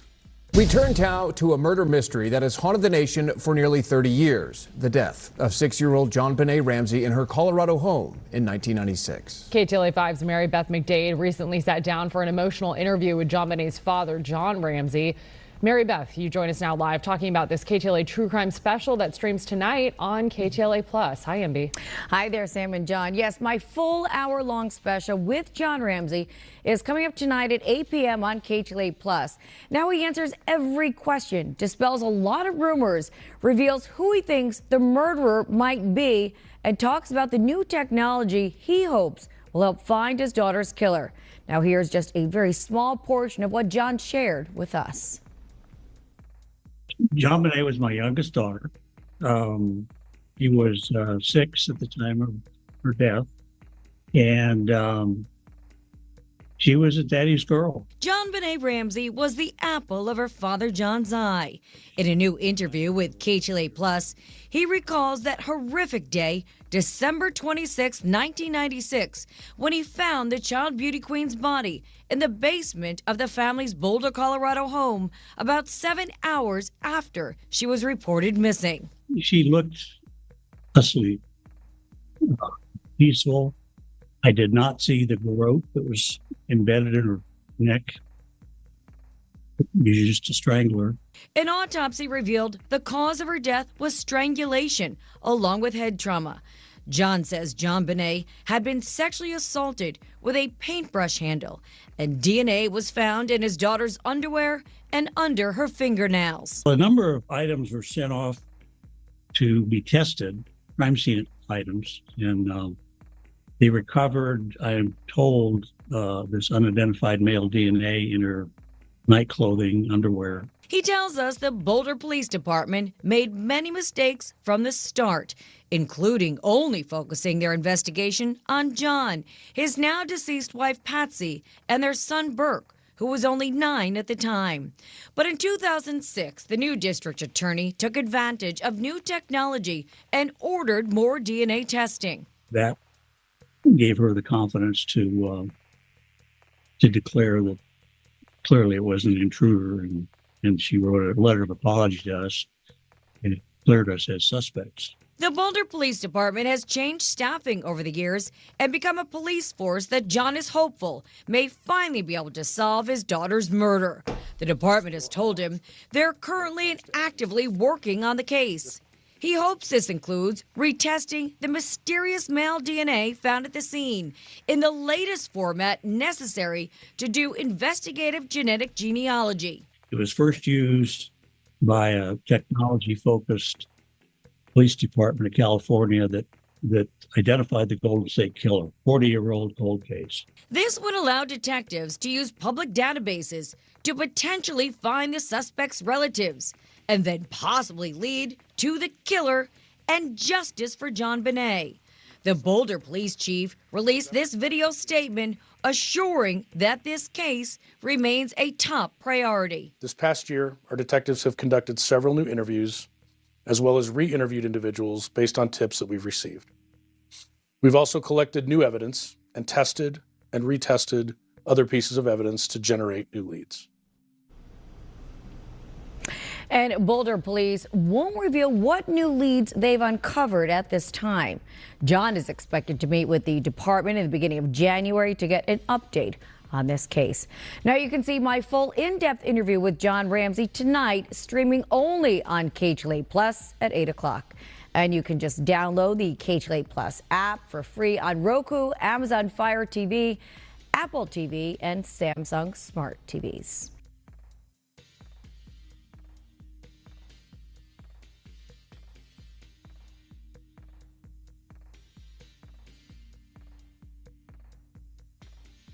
Have they officially reopened the case? I wasn't quite paying attention. I was setting up the next story because this one's a wild one. A girl went missing 40 years ago. The mom has now been arrested in Florida.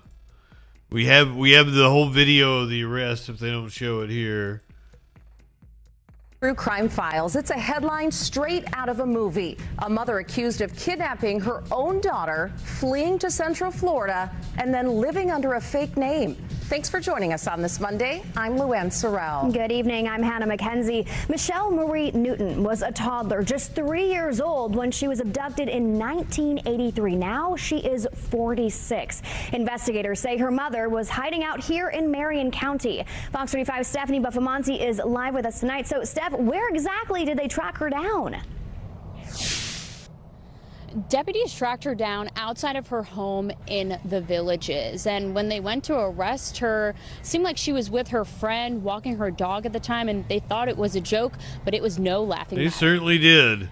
Hey! How you doing, Miss Sharon? Good, how are you? Pretty good. After more than 4 decades on the run, a woman's alleged lie ends in Central Florida. Well, we're here for you, ma'am. Definitely here for you. Deputies in Marion County arrested Deborah Newton, accused of abducting her 3-year-old daughter from Louisville in 1983. We're waiting on the detective to get here, but we have, with all the information that we do have, you have a warrant for your arrest. That child, Michelle Newton, disappeared after her mother claimed she was moving to Georgia. Michelle was never seen again. Until now. For years, Michelle's father searched for her as the case grew cold. An FBI warrant followed, and Deborah Newton was once listed among the nation's most wanted parental kidnapping fugitives. The break came this year, a single Crime Stoppers tip in Florida, when someone identified a possible match for a 66-year-old woman using a different name. What's going on, Sharon? I don't know anything. Investigators compared photos, then confirmed it with DNA. A 99.99% match. Newton was cuffed in Marion County in November. Go ahead and take a seat for me. Need a hand? She was extradited to Kentucky. Michelle, now an adult, contacted investigators herself after discovering her true identity. She's now reunited with her father and extended family. Deborah Newton faces felony custodial interference, a charge with no statute of limitations. And a family member traveled to Kentucky. Her bond. Michelle and her father were in the courtroom. Reporting live, Stephanie Buffamonte, Fox 35 News.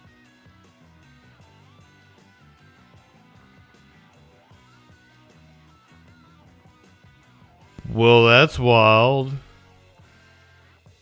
You want to watch the whole arrest?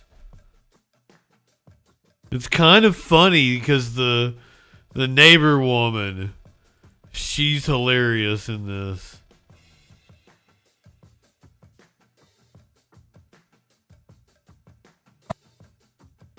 How you doing, Miss Sharon? Good, how are you? Pretty good. Uh-oh, they're coming for you, Sharon! They don't want me. They want Reggie. What's up? Well, we're here for you, ma'am. Definitely here for you. Whoa, why? We're waiting on the detective to get here, but we have, with all the information that we do have, you have a warrant for your arrest.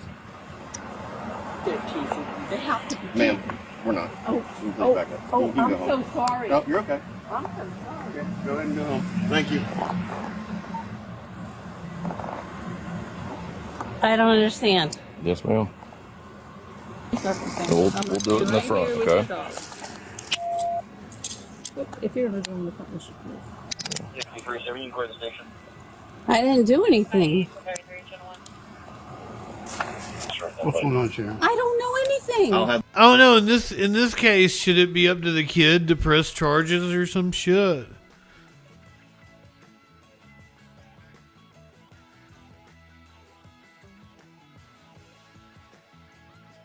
I don't know how I feel about it. What was her reasoning for running? Was it some sort of abusive relationship?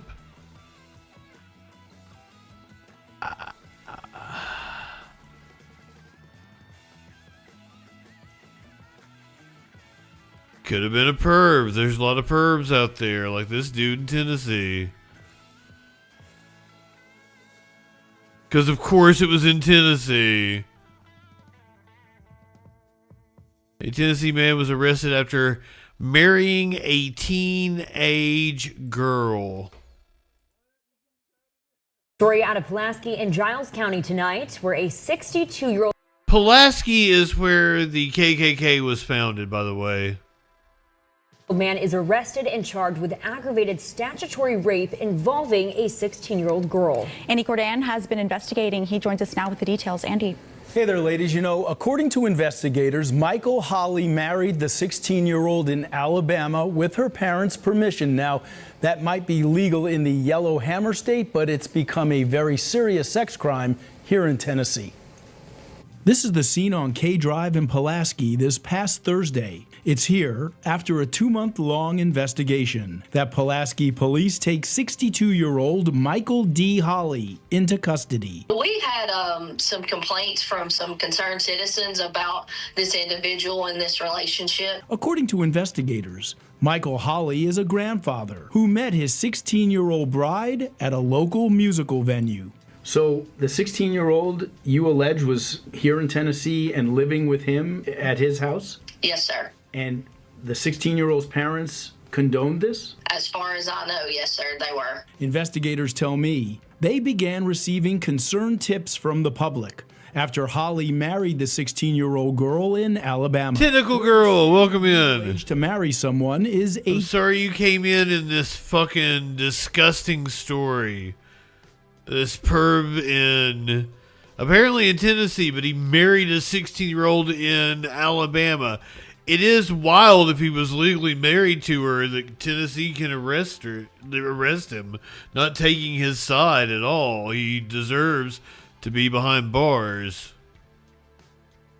As far as I know, yes, sir, they were. Investigators tell me they began receiving concerned tips from the public. Michael, welcome in. Holly married the 16-year-old girl in Alabama, where the standard legal age to marry someone is 18, but exceptions can be made with parental consent. Do they look at any kind of repercussions, the parents of the 16-year-old girl, for authorizing this or condoning this? That's something I'm going to be speaking with the district attorney about, and we're going to still be looking into. While the union may not be illegal in Alabama, detectives say the minute Michael Holly and his teenage bride began living together as man and wife in Giles County, he was committing a serious felony. Different states have different laws, and here in Tennessee, you cannot have a sexual relationship with a juvenile with that type of age gap. Detective Jordan Ramsey has spoken to all parties involved. While she will not disclose investigative details, she tells me neither Mr. Holly nor the girl's parents agree with the charges. Did he say anything? Like, I'm sorry? Well, I'm sure Mr. Holly doesn't agree. Like I said, we had a lengthy interview with Mr. him. Sex offender over here. He doesn't really understand all what he's done. Did the parents of this girl say anything? I did interview both of them. They are more concerned with the relationship of him and her and why he's in trouble. Oh, they're questioning why he's even in trouble? Correct. And Mr. Holly was arrested and posted a $250,000 bond. Now I'm told the girl is currently living back with her parents. Send it back to you guys. All right, Andy, thank you.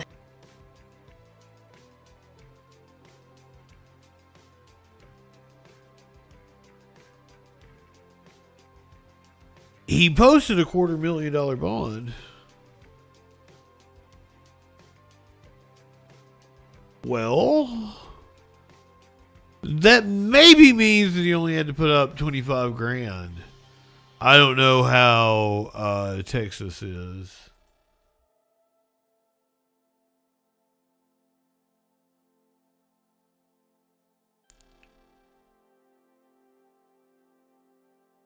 A trucker. I don't know if I believe this story.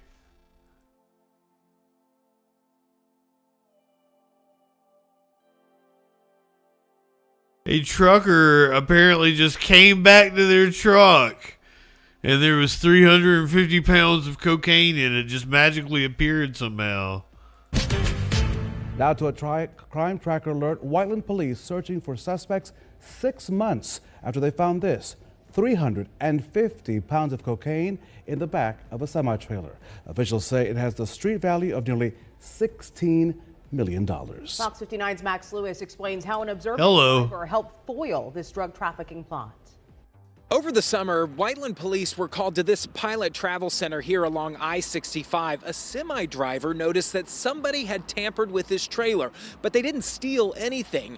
Instead, they left behind several boxes that weren't there before. Those Home Depot moving boxes were sitting right in the back. No attempt even made to conceal them. When Whiteland police got there, they opened them up and found dozens of these vacuum-sealed black bricks. At first, it was kind of a, is this really happening? They contacted me, and when I showed up to the scene and saw what it was, we, instantly it was, obviously concerned with that quantity, that amount, with the type of things that come along with it. When Chief Derek Cox and his officers cut them open, they confirmed their suspicions, all of them packed with pure cocaine. In total, it came out to 159 kilos, or around 350 pounds of coke, with a street value of $16 million. My research, everything I found, I can't find any record of any type of seizure that's larger than this. Chief Cox says the truck they were placed in was heading to Canada, but they don't believe the driver had any involvement. He says it's possible they were put in the wrong truck. A costly mistake. With Indiana being the crossroads of America, the chief says drugs are moving through here all the time. This is just one load that we found, and it could be daily, it could be weekly, monthly, and there's no way to know how much is actually coming through. No arrests have been made, and the chief says they have exhausted almost all investigative efforts, but the discovery has helped the feds with intelligence on what to look out for in the future. All that cocaine now being tested at a DEA lab. This case is essentially closed, but Whiteland police say anyone who might have some information can always give them a call. In Whiteland, I'm Max Lewis, Fox 59 News.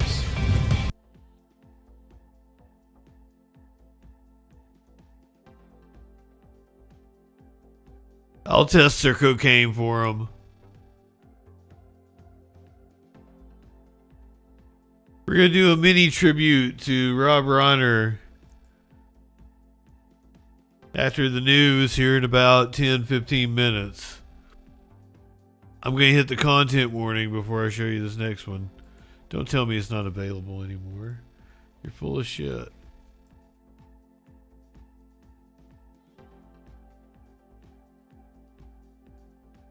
I'm going to hit the content warning before I show you this next video.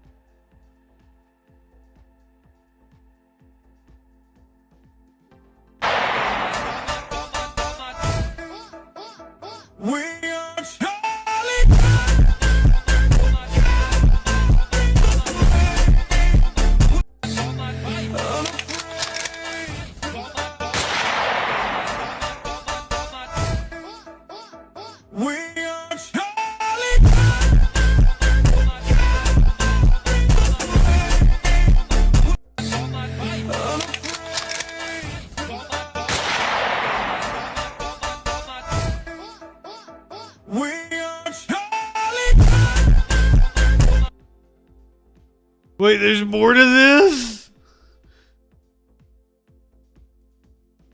Why? Why does this even exist? What does it mean?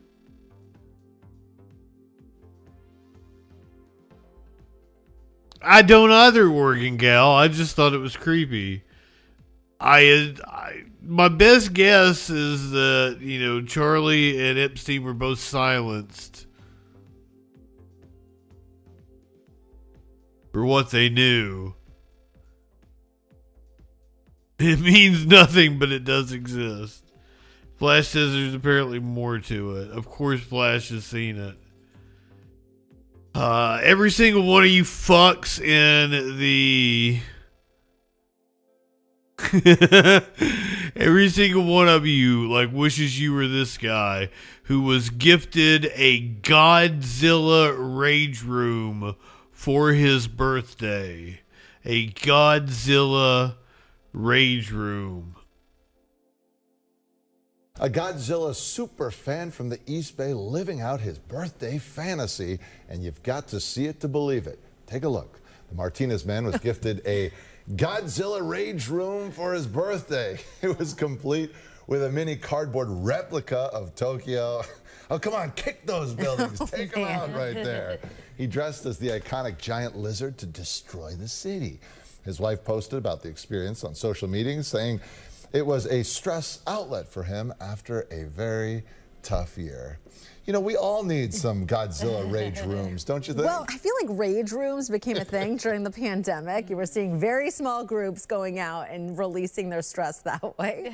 And hey, if there's a room for you to do it and you know, you're not damaging anything else outside of that, sure, enjoy. I wonder how well he can see out of that outfit, because if I was in there, I'd be like just totally demolishing those buildings. Well, you have to take your time, I feel like. You can't go ham from the start, I guess right? so. Well, he missed the buildings right there. You gotta take your time. You can't go ham from the start. Fantasy, and you've got to see it to believe it. Take a look. The Martinez man was gifted a Godzilla rage room for his birthday. It was complete with a mini cardboard replica of Tokyo. Oh, come on, kick those buildings. Take them out right there. He dressed as the iconic giant lizard to destroy the city. His wife posted about the experience on social media, saying it was a stress outlet for him after a very tough year. You know, we all need some Godzilla rage rooms, don't you think? Well, I feel like rage rooms became a thing during the pandemic. You were seeing very small groups going out and releasing their stress that way. And hey, if there's a room for you to do it and you know, you're not damaging anything else outside of that, sure, enjoy. I wonder how well he can see out of that outfit, because if I was in there, I'd be like just totally demolishing those buildings. Well, you have to take your time, I feel like. You can't go ham from the start, I guess right? so. Well, he missed the buildings right there. It's getting warmed up. Yeah, that is some dedication, though, to have a whole rage room. Wow. Yeah. Sounds like fun.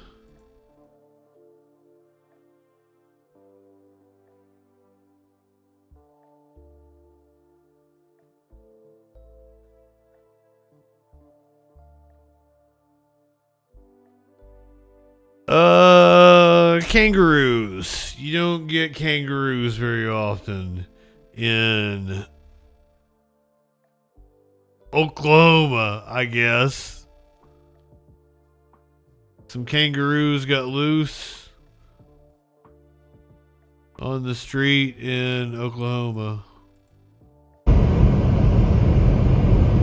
The Tulsa County Sheriff's Department trying to wrangle the kangaroo.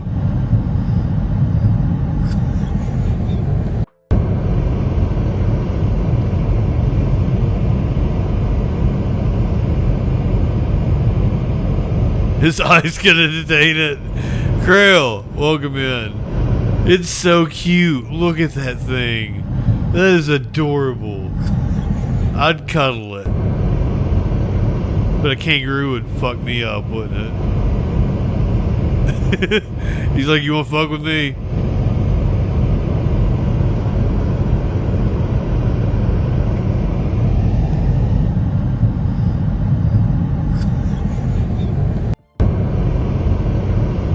Okay, YouTube people, podcast people. Light one up, tip one back. It's alright to have a little fun before we hit the sack. I'm Justin Freakin. We'll see you tomorrow night on the Troll Patrol. Live. Probably. I don't know. I make no promises. Oh, it's a little whippersnapper.